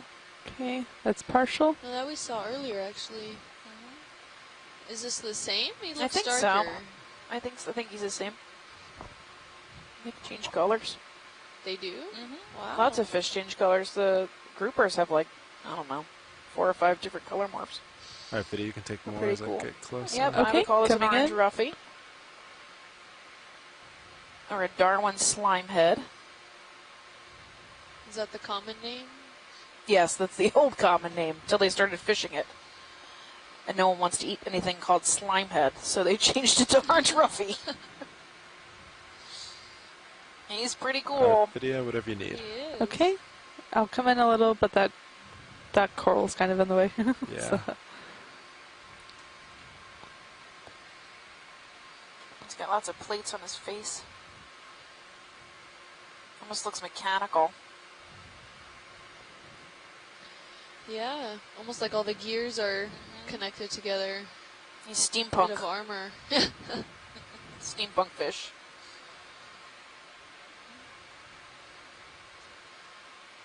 I think we probably scared him. Maybe. Doesn't know where to look. Down seems to be a safe bet. It looks like, I wonder if that's the average shape of his mouth, but there seems to be maybe some parasite or something on it. It's possible. Oh, it just got out of view.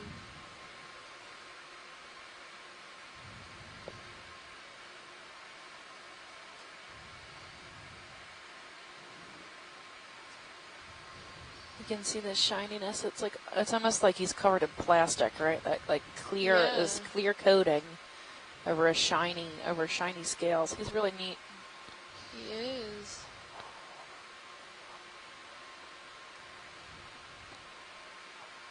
Do they have teeth? I think so. Most fish have teeth. Okay, video's clear. It doesn't have teeth like the goosefish, but... Well, actually, it's good to move on. Oh, yeah, you're fine. Awesome. Whenever you're ready. Oh, he's a decent size, a little over 10 centimeters. That's max wide.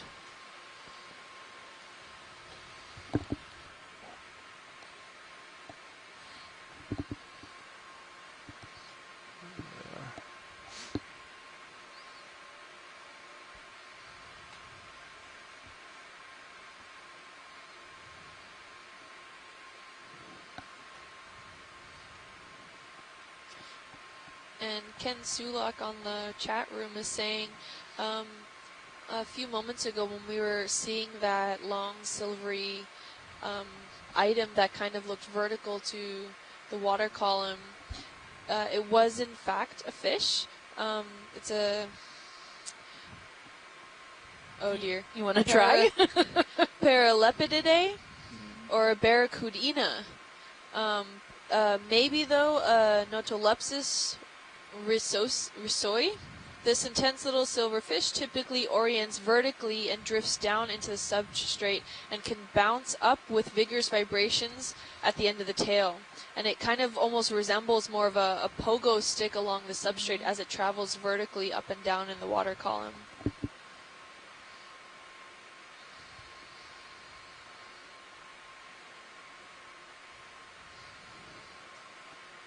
We're starting to see a little more biodiversity here than in some more of the barren areas again.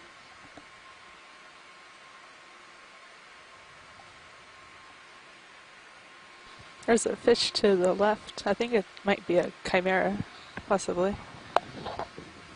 Ooh, look, we have another guy. What was his name? Which one? Where am I looking? Oh, chimera. Go ahead, come partial video. Okay, coming partial. Kind of sink down to him. This is an ancient shark. That's partial. Awesome, hold that for a little.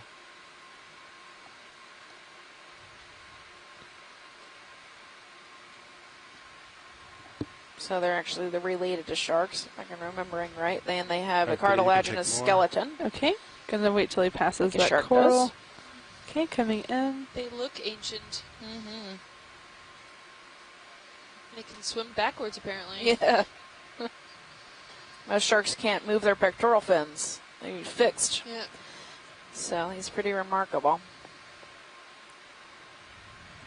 All right, video. I'm just going to let him swim out. Okay. Oh, or he's going to swim out on his own. Scared him a little. Okay. Looks kind of like a kite. Yeah. Nice stand. Almost like between a shark and a flying fish. Mm-hmm.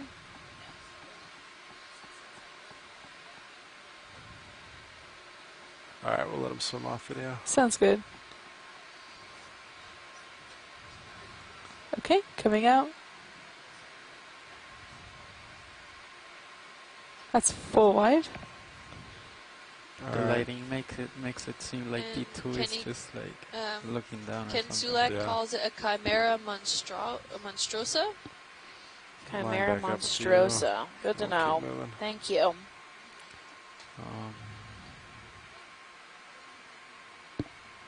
Do you want to move? Now point south. We'll see what we got. Okay.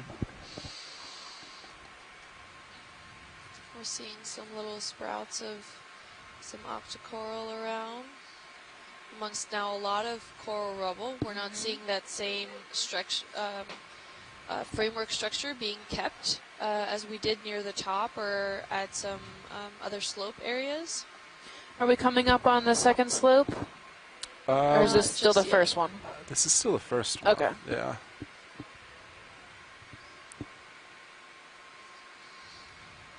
Yeah, do you guys want to get another move in? Sure. Same thing south, probably. 20 at 180. Yep. Yeah, sounds good. Bridge ROV nav. I'd like to request a move, range 20 meters, bearing 180 degrees, speed 0.2 knots. 20 meters, bearing 180 degrees, speed 0.2 knots. Good copy, thank you. And then, navigator, would you zoom in a little bit on HIPAC, please? I am going to shout out to my friend just Amy, trying to get who just had a baby. an idea where the next waypoint was. She is on the sofa watching us in our live feed while she nurses. What you can do is do like hi, right-click on it and select it, and then like all these numbers right here on the screen will be all right. In relation to that selected point.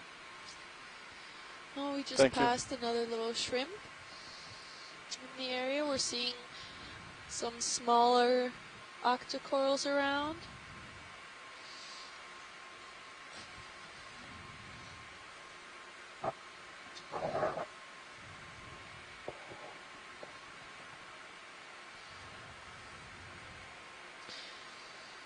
So Ken Sulek just chimed in again on the chat room. So that chimera that we just saw a few moments ago has shark-like teeth. It's fused into what looks like a beak.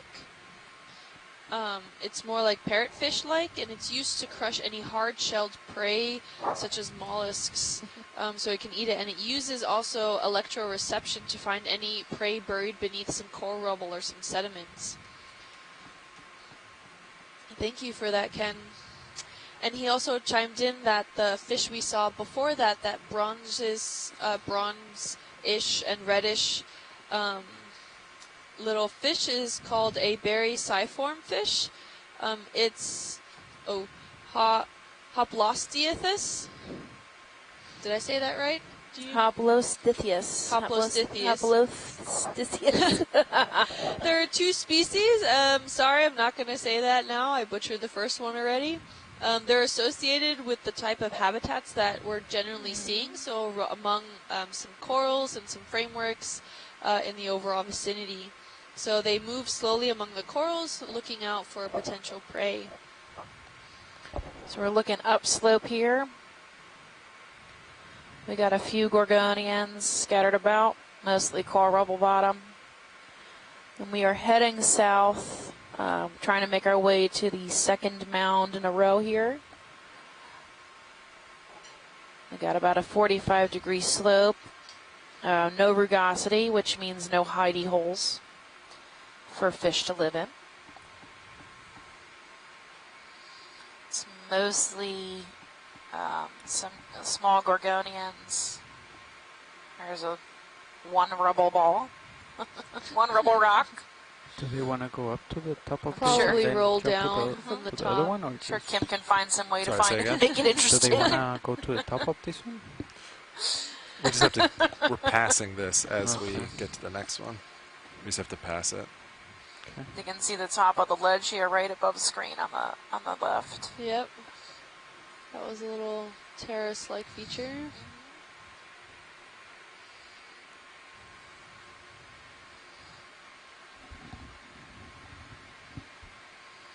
seeing quite a few sprouts of some octocorals.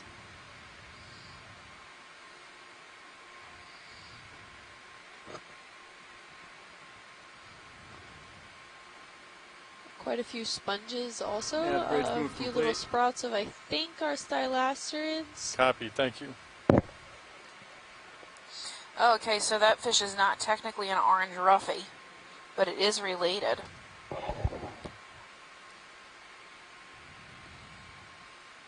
So that's what Ken's let me know. Looks like we've got a field of tiny gorgonians, maybe Unicella. Small, white, sparsely branched. There is just a field of them on top of here. Maybe another Astrosema, or Ariosoma, excuse me, at 3 o'clock, which is the pancake urchin. Was that an urchin? I think so. We blew past it. And then looks like maybe a sponge up here on the left at 9. This white, far side. Yeah, this white mounding sponge. But otherwise, it's pretty barren. There's not a lot of, not too much. I'll get some more maybe on the next mound. See if we could just take a quick peek at the sponge at 9. I'm just gonna poke in real quick. Absolutely. Pacastrellid or... Video, can we do a snap zoom real quick? Okay. Coming in on a snap. Hexactinellid. Do you want me to stay partial? Ooh, he's neat. That's probably hexactinellid. You can see all the really fine hairs sticking off it. Do you need it? Do you want us to set up for more, or is that all you need? No, that's good. If Chris knows what this is, she's still on the line. Yes. No, I'm here. Yes, on the line. Definitely an exacting, but I don't know. Don't know what kind. The group for the family, no. It looks like Vazella does that, right? With his like really fine spicule hairs coming out of it, but definitely not formed that way. I wonder if they're the same family, maybe. Family. It could be. It could be the same family. So. Yeah, and you can see there's a Faria. It looks like Faria at the far, around, 7 o'clock, in the far lower left corner. There's a small Faria, different species of fairy sponge. Looks like the wind might be picking up a little bit again. Right there? Yeah, the spot lobster on it. Yeah. Do you want us to zoom in more? Or are you just looking for identity? Similar geomorphology than yesterday. What do you think? Video, why don't you go in a little more? Okay. The sponges we picked up yesterday? All right, you can come wide, video. No, the geomorphology substrate, geomorphology.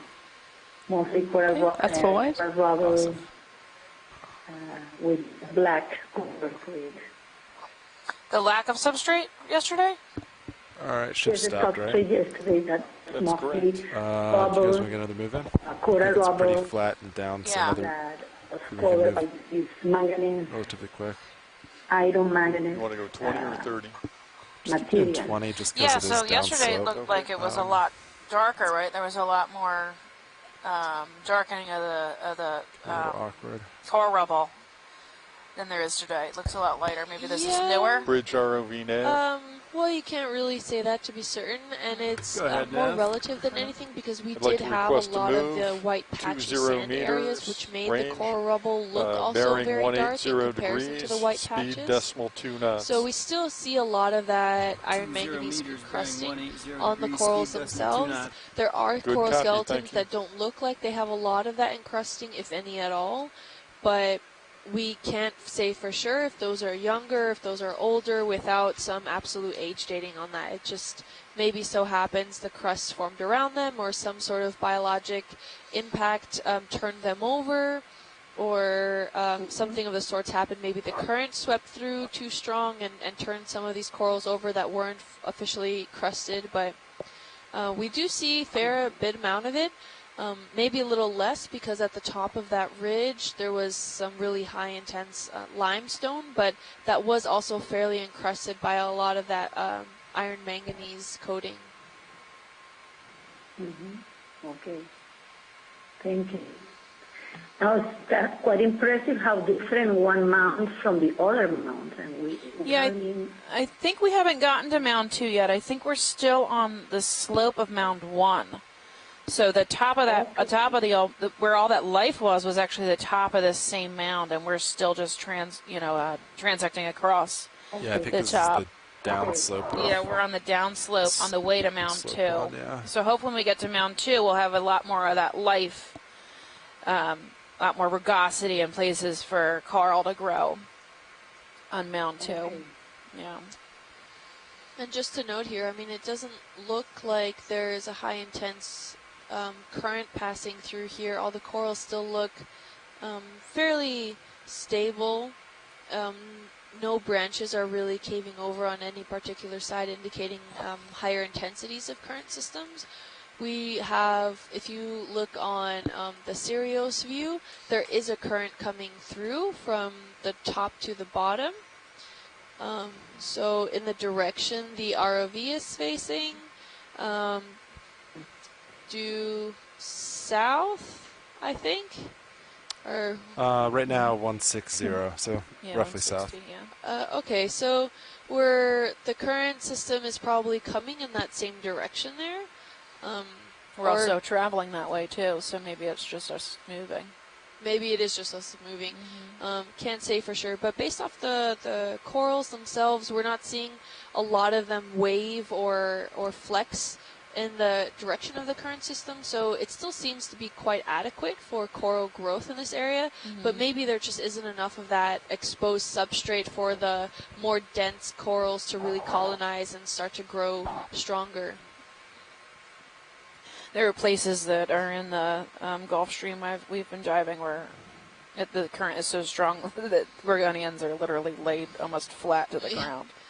Which makes the case, I mean, if they can survive in that kind of environment, then how did they originally colonize on it? Right. Yeah, because I think it varies, right? So it goes from really, really fast one day and then really slow the next. Potentially. I mean, it also has a tidal regime in that area where it even changes every 6 hours, just like it does on the shallow ends. Right. So maybe that's just enough time to colonize, stabilize, and get settled and stick.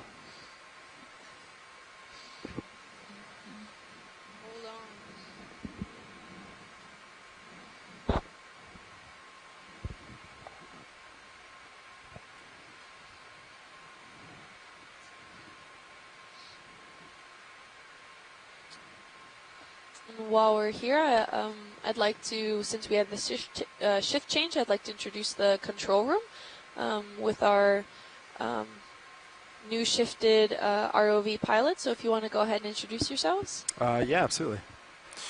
Hi everyone, this is the front row. My name is Sean Kennison. I'm currently piloting D2. Nav bridge. We're all from the Global Foundation for Ocean Exploration. We're made up of engineers and videographers. And we're responsible for the ROVs and all the video products you see today. And then sitting co-pilot to my right. Fernando Aragon. Then sitting nav to my left. Jim Myers. And doing video right now. And video is Caitlin Bailey. In the back row, clipping is Tara Smithy. She's headphones in. And again, we're all from the GFOE. Great, thank you so much. And these guys are responsible for navigating a lot, navigating, period, the ROVs and making sure everything is stable so we can make sure that we at home and on the ship can see the most and get the most out of these explorations. And we are very grateful that they're on board and can navigate the ROV and make it look really easy. But let me tell you, it's a lot more complex than it makes out to be. And the ROV itself is a massive piece of machinery standing at over 9 feet tall and over 10,000 pounds. And if you want to give a few of the specs, that would be great. So, yes, comes up a lot. D2 is much larger than most people think. D2 is about 10,000 pounds, 9 feet tall, 12 feet long, 8 feet wide. A large piece of machinery. And But D2, even though D2 weighs 10,000 pounds, he's actually buoyant in water.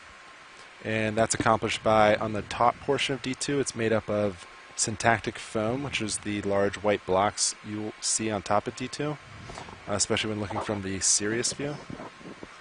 And syntactic foam, in air it's still very heavy. All the blocks together are still thousands of pounds. But in water they're buoyant, and that's what provides the buoyancy force that makes D2 actually a couple 100 pounds buoyant. So D2 actually floats in water due to that. And then in the front we have 2 manipulator arms that we use for sampling. 7 functions each, hydraulically driven. And then we have various tools and such that we can use to assist in sampling and collections. And then we also have installed a suction sampler, which can be grabbed by the manipulator arms, and then that provides a siphoning force that can inhale different samples.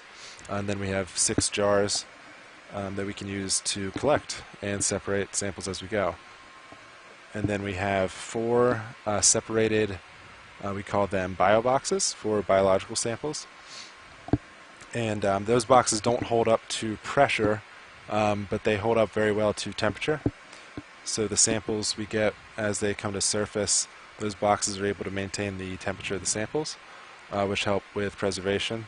And then we have 2 large rock boxes in the very front of D2. One has a lid for some smaller rocks so they don't fall out, and then for the heavier rocks, where we're not concerned of them falling out, it's an open lid. And that's, again, all in the front of D2 on a drawer system, so it can actually extend from D2, which can help with the sampling process. Great, thank you. So that's just a small introduction to everything that Hercules can do, and again, they make it, D2. They make it look a lot easier than it is. And I think we're at the southern end of this mound now on the base feature. Yeah, we're still slowly going down slope. Okay, but we're seeing some exposure to some of this hard substrate, and right immediately as soon as we have this more tough substrate where these corals can settle upon, we're starting to see the more robust coral features that we're getting in that. So they really do enjoy the fact that they can settle on something really hard where it's not moving, they're guaranteed solidarity, and can keep thriving. To the left, it looks like we have more Liopathes. It's off screen now. Do you want us to go back and look? If you have time, but yeah, we're just if not, going no down worries. slope. Yeah. I think we can manage that. I think we stopped moving. Do we want to call another move? Yeah, let's keep going. I think so. So we've got a couple of large Gorgonians here. This red one in the background. Red in the back's of interest. Yeah, is Liopathes. That's a if black we get too coral. far out, Fernando. I can come down maybe 4 meters. Not a lot. Quite large in size. We'll get a close-up, a better view of it. But Scott had mentioned earlier in the day that some of these collections, one of the more recent ones in the Pacific that was collected as recently been found to be over 4,000 years old, and it was still living. Partial. So good now. I'd like to request a move, range 20 meters, bearing 180 degrees, speed .2 knots. And it actually has some Lophelia attached to it on the side there, and it looks like some branches fell. Yeah, good copy, thank you. They're dying off. Yeah, it's kind of far from us now, but this is zooming from a distance.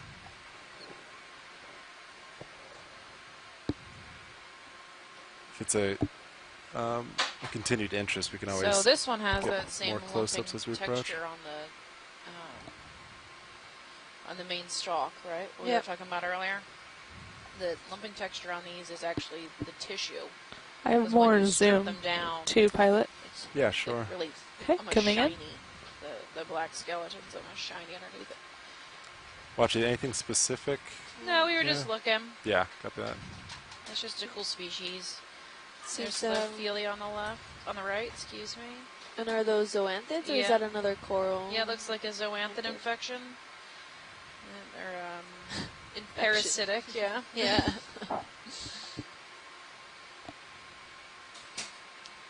Not sure if the currents is from the thrusters or if that's the natural current, but these guys are just, you know, slowly wafting in the current there, so it gives some indication of what the direction is going in. Yeah, I'm too far away, so that's not from the vehicles at all. Okay, yeah, so then that's definitely the current system there. So, you know, just strong enough to deliver food and make everyone happy, but soft enough to continue and promote more coral growth. We're happy if you guys are all ready. All right, sounds good. Coming wide. Wide. Okay, that's full wide. There's a little black guy at the base of the screen in the center, if we want to zoom in quick on that. Off over now to the right a little bit. I don't know if I... Video come partial. If that was Coming a hole partial. or if that was some sort of Hold that. fish. No, it looks like it was just the hole there. Sorry. Just the hole. No problem. Oh, there's a little shrimp there, though. There's more stichiopathes also on the lower end of the screen. Coming wide. And we're also seeing there's still quite a bit of coral growth on this area. So even though we're on a slope, that substrate that they're growing on is still pretty hard. They don't have to worry about really a lot of that tumbling coral rubble coming down. Looks like another one of those barracks fishes at 6. Yep. Maybe.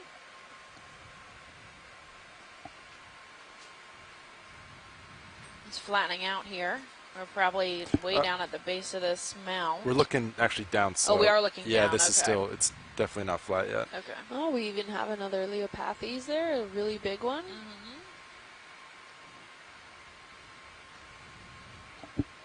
For reference, I can put the camera level to show you I see, what straight ahead is. Oh, wow. So that's camera level. That's level? Okay. Yeah, so we're going. So we are scaling now down that ridge.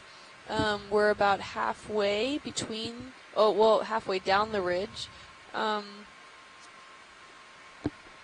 a fourth of the way to the other pinnacle. We have a dark spot at 5 o'clock. If you guys can take a peek at that. It's different. Sorry, I heard 5 o'clock. Yeah, 5-ish. See the dark spot? Actually, Fernando, come up a little. Keep an eye on your altitude there.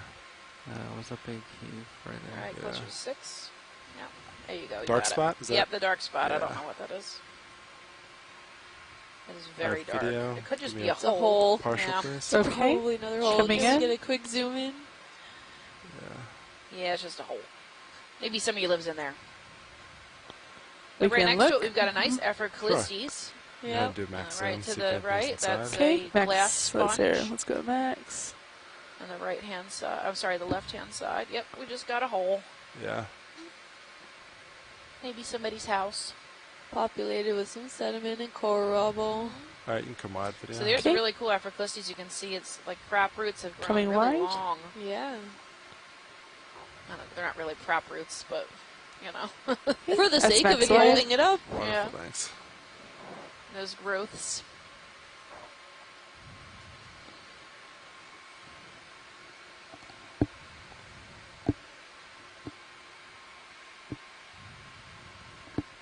And Nav, you can just keep the ship moving once it finishes south. Roger. Yeah, I think it finished already.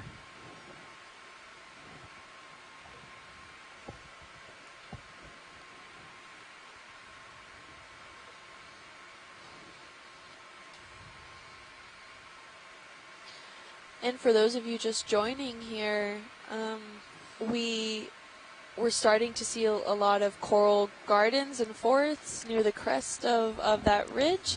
So we've actually extended this dive by 2 hours. So we'll be wrapping up here approximately 6 o'clock local time. 20 meters.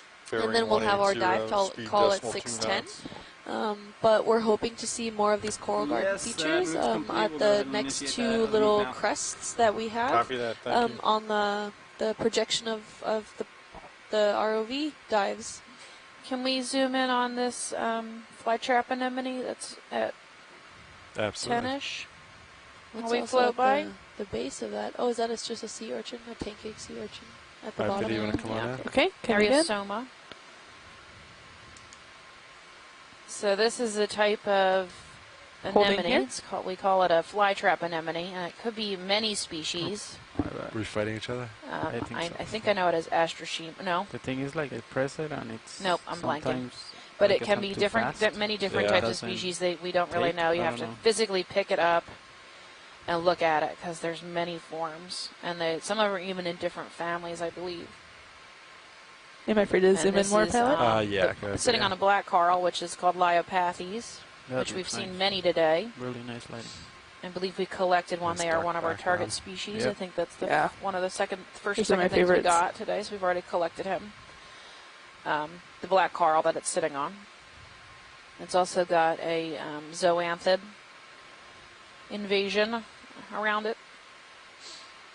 And then another octocoral taking advantage of some empty skeleton. And is that another fly trap anemone behind it? It is right behind it. You can see the lumpy, and that's its mouth margin, right, where the tentacles grow.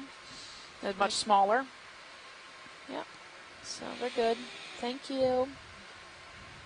And hydroids. Lots of hydroids on the dead part of this Liopathes. Yeah, video, take whatever you need. Okay. Yeah. We'll keep moving. Some barnacles or two worms in this area too. I'm cutting off the tentacles. There we go. Actinoscyphia. That's it. Thank you, Scott. It was there somewhere in the back of my brain, buried amongst all the other genera I have stuffed back there. Excellent. Okay, video's clear. All right, good. Come on. And you're right, we have only seen them on Liopathes today. We haven't seen them on any other coral. Okay, S-Max They've only 5. been associated with the Liopathes. But we've seen probably 4 or 5 of these. And honestly, Liopathes is a good place to be. They're nice and tall. And they grow big and bushy. It's a good spot to sit on and catch stuff. Where's the base of this guy? I still haven't found the base of the coral structure. Do you want to look base for the base? Of the mound? Of the coral or the coral, mound? Yeah. I think he's just hanging on inside there, that ledge, right on the edge of it. I think we're good. Okay. Thank you. No worries. Just got lost in all the bush material.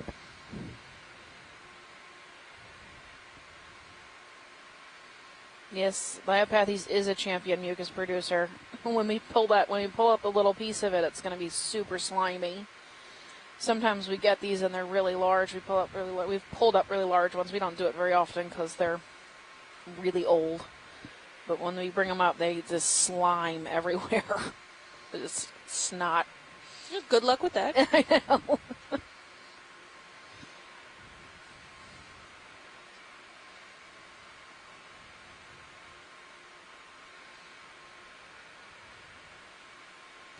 I think we're coming across one of those columnar sponges again. Oceanapia. Oceanapia. We collected this one earlier. I think this is the 4th one we've seen today, roughly. Copy, thank you. We got a piece of this, but we think it might be either undescribed or a totally new species or passing below us right now at 6 o'clock. Is that of interest? Only if you want to stop. We've seen it a couple times already today. Yeah, if we've seen it, we'll keep going. Can keep moving. I think there's interest to try to see the other crests of the mounds. Yeah, you can probably blow through here pretty quick. Yeah, it's just because it's down slope. Sure. It's not ideal traveling situation, so it just takes more time. There's another one of those ribbon fish that passed through. Potentially a what was it referred to as? Okay, if you want to call another move. Oh, Barracuda? Yeah, if you want to call another move. Yeah, I think so. Okay. Yeah, Barracudina. Barracudina. There's another jelly of some kind. Bridge ROV nav. Go ahead. Looks like we might now. have. I'd like to request a move. Range 20 meters, bearing 180 degrees, speed decimal 2 knots. Yeah, it's 20 meters, bearing 180, speed decimal 2 knots. Good copy. It'd be Sagartiidae. would be at 6 o'clock, I think. We have some sparse branched gorgonians. There's sea fans. And there's soft corals. More sponges as well, not to discount those. Right. We are at the base of this almost. Are we still heading down slope? We're still heading down slope. We're almost yeah, at the still bottom. down slope. Yeah. There's a stocked crinoid. Oh, nice. Yeah, as I kind of drive by, just let me know if there's any interest for zooms. Oh, you're good so far. We got a rat tail at 3.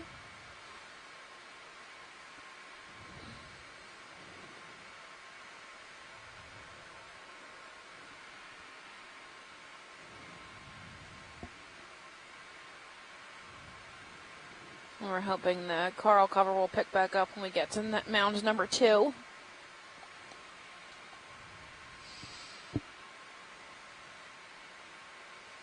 Maybe a cutthroat eel there again. It's at 6 o'clock.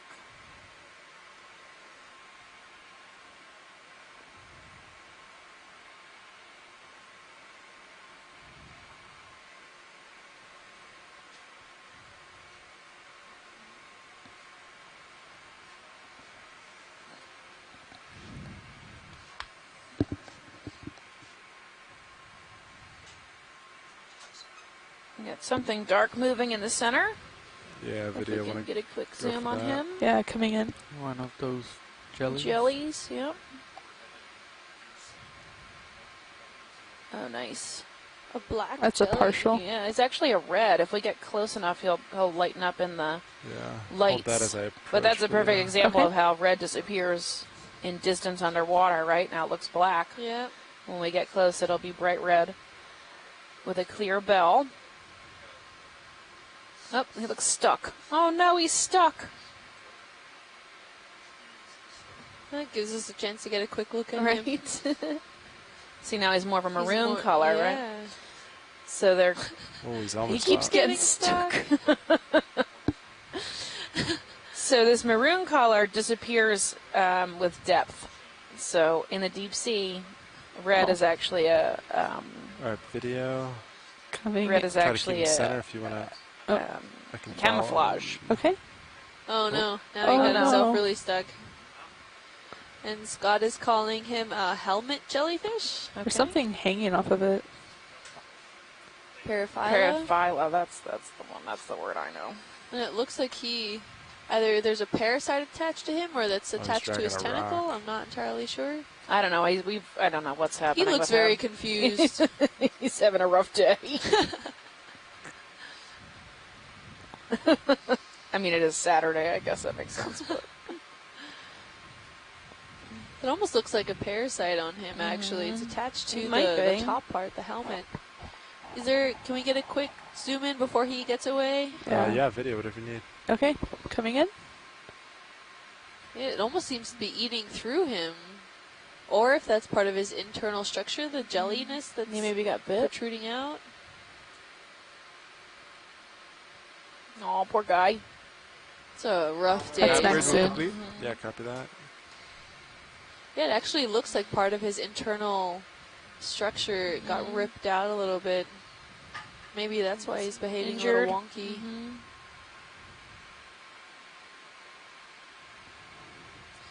And Scott says they're usually pelagic, so they're not usually at the seafloor, and so interactions with them are pretty rare. Copy that. Yeah, that move just completed, guys. Copy. And he's just getting himself caught left and right on things. Yeah. So Thanks, Nav. Poor buddy. could be due to his injuries. Maybe he got poked by something. Or tried to be eaten by something. Yep. Oh. All right, video. Let's take our last does not views look and keep happy. moving. Coming out. Thank you, ROV. No problem. Okay, that's full wide. Yeah, Awesome, leave him thanks. alone, huh? Yeah.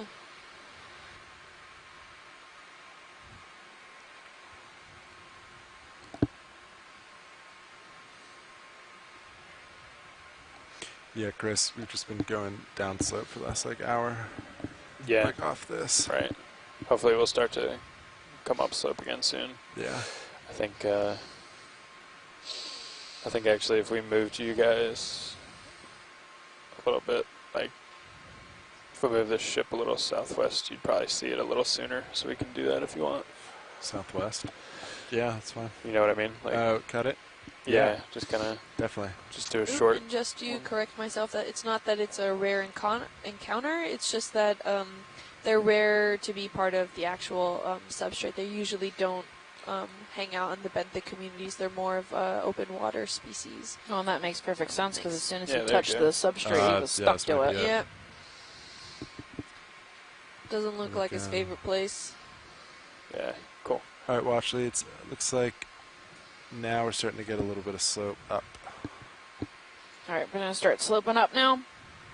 Hopefully. Okay. Yeah, hopefully it's not just a local high throwing us off. Do you want to try to get a move in, or? I think so. Yeah. You ready for it? You want to try 190? Yeah, that's fine with me. Looks like you're both close to that now. Okay. We did 20 meters. Yeah, we have some even more Leopathes. Cool.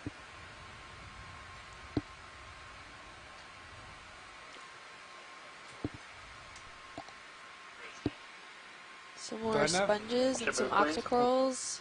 In the background, we have quite a few of those Leopathes actually around.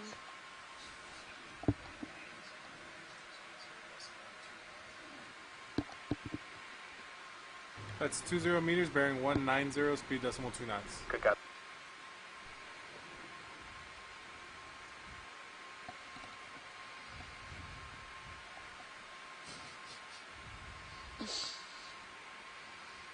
Some more slab-looking features.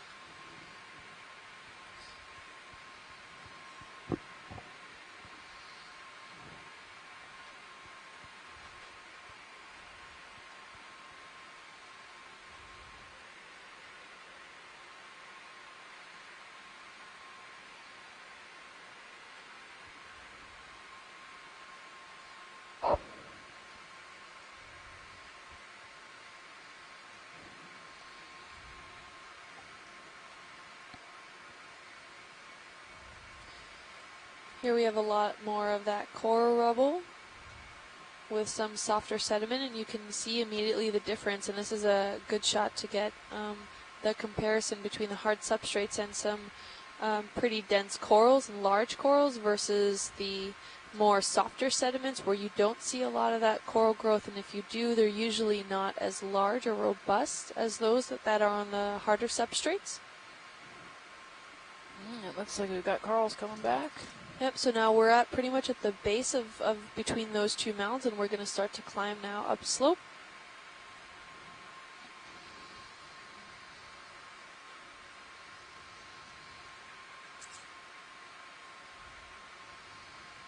We have more Leopathes. Yeah, there's a big one right there in the middle. Big one, or is that two? It might be two. Oh, still maybe quite not. Large, some large ones. And another one right there.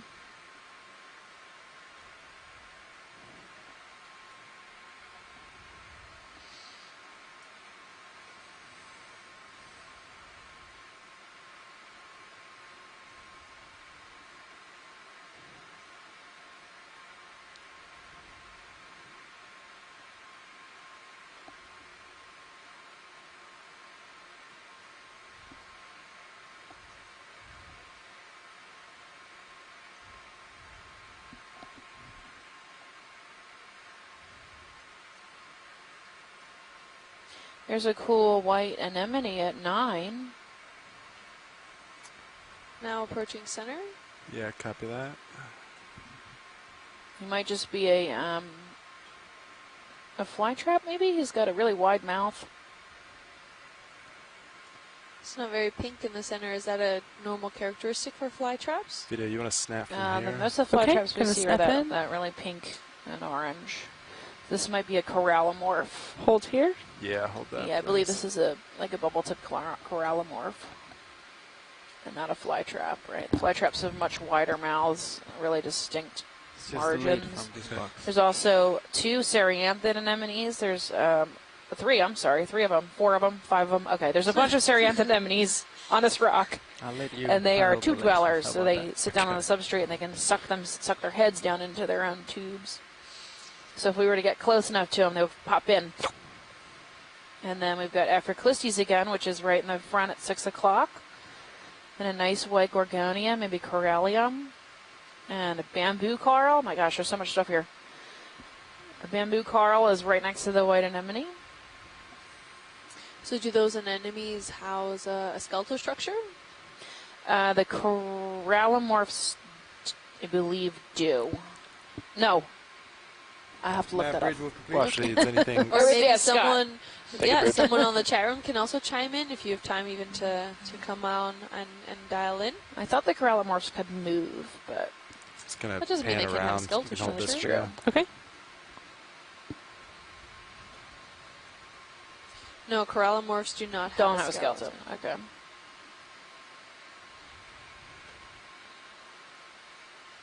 Might be a long fish in the background on the bottom. Come wide. At 9 o'clock. It's time to move on. Coming wide. And Scott says they're normally corallomorphs are in That's full quotation wide? called naked Awesome, corals. Naked corals. Is there what is the main difference then between a soft coral and a corallomorph? Right, so corallomorph looks more like an anemone. Okay. And they're called naked corals because their polyps are much like that of scleractinian corals, but they lack a true skeleton. That move is complete, pilots. Interesting. Thank you, Scott. Awesome, thanks. I think I see a starfish at 9 o'clock. Just to the left of that white Gorgonian fan. Yeah, copy that. Can make my way there. Looks like our outcrops are increasing too. We've got some overhangs. Yeah. And with that, we also have quite a few scleractinian corals. But the last quite a few scleractinian corals we've seemed to be hanging off other coral skeletons and other corals either living or dead. So this is quite interesting, the fact that we're not seeing actually any on the substrate itself, but all hanging out on other corals.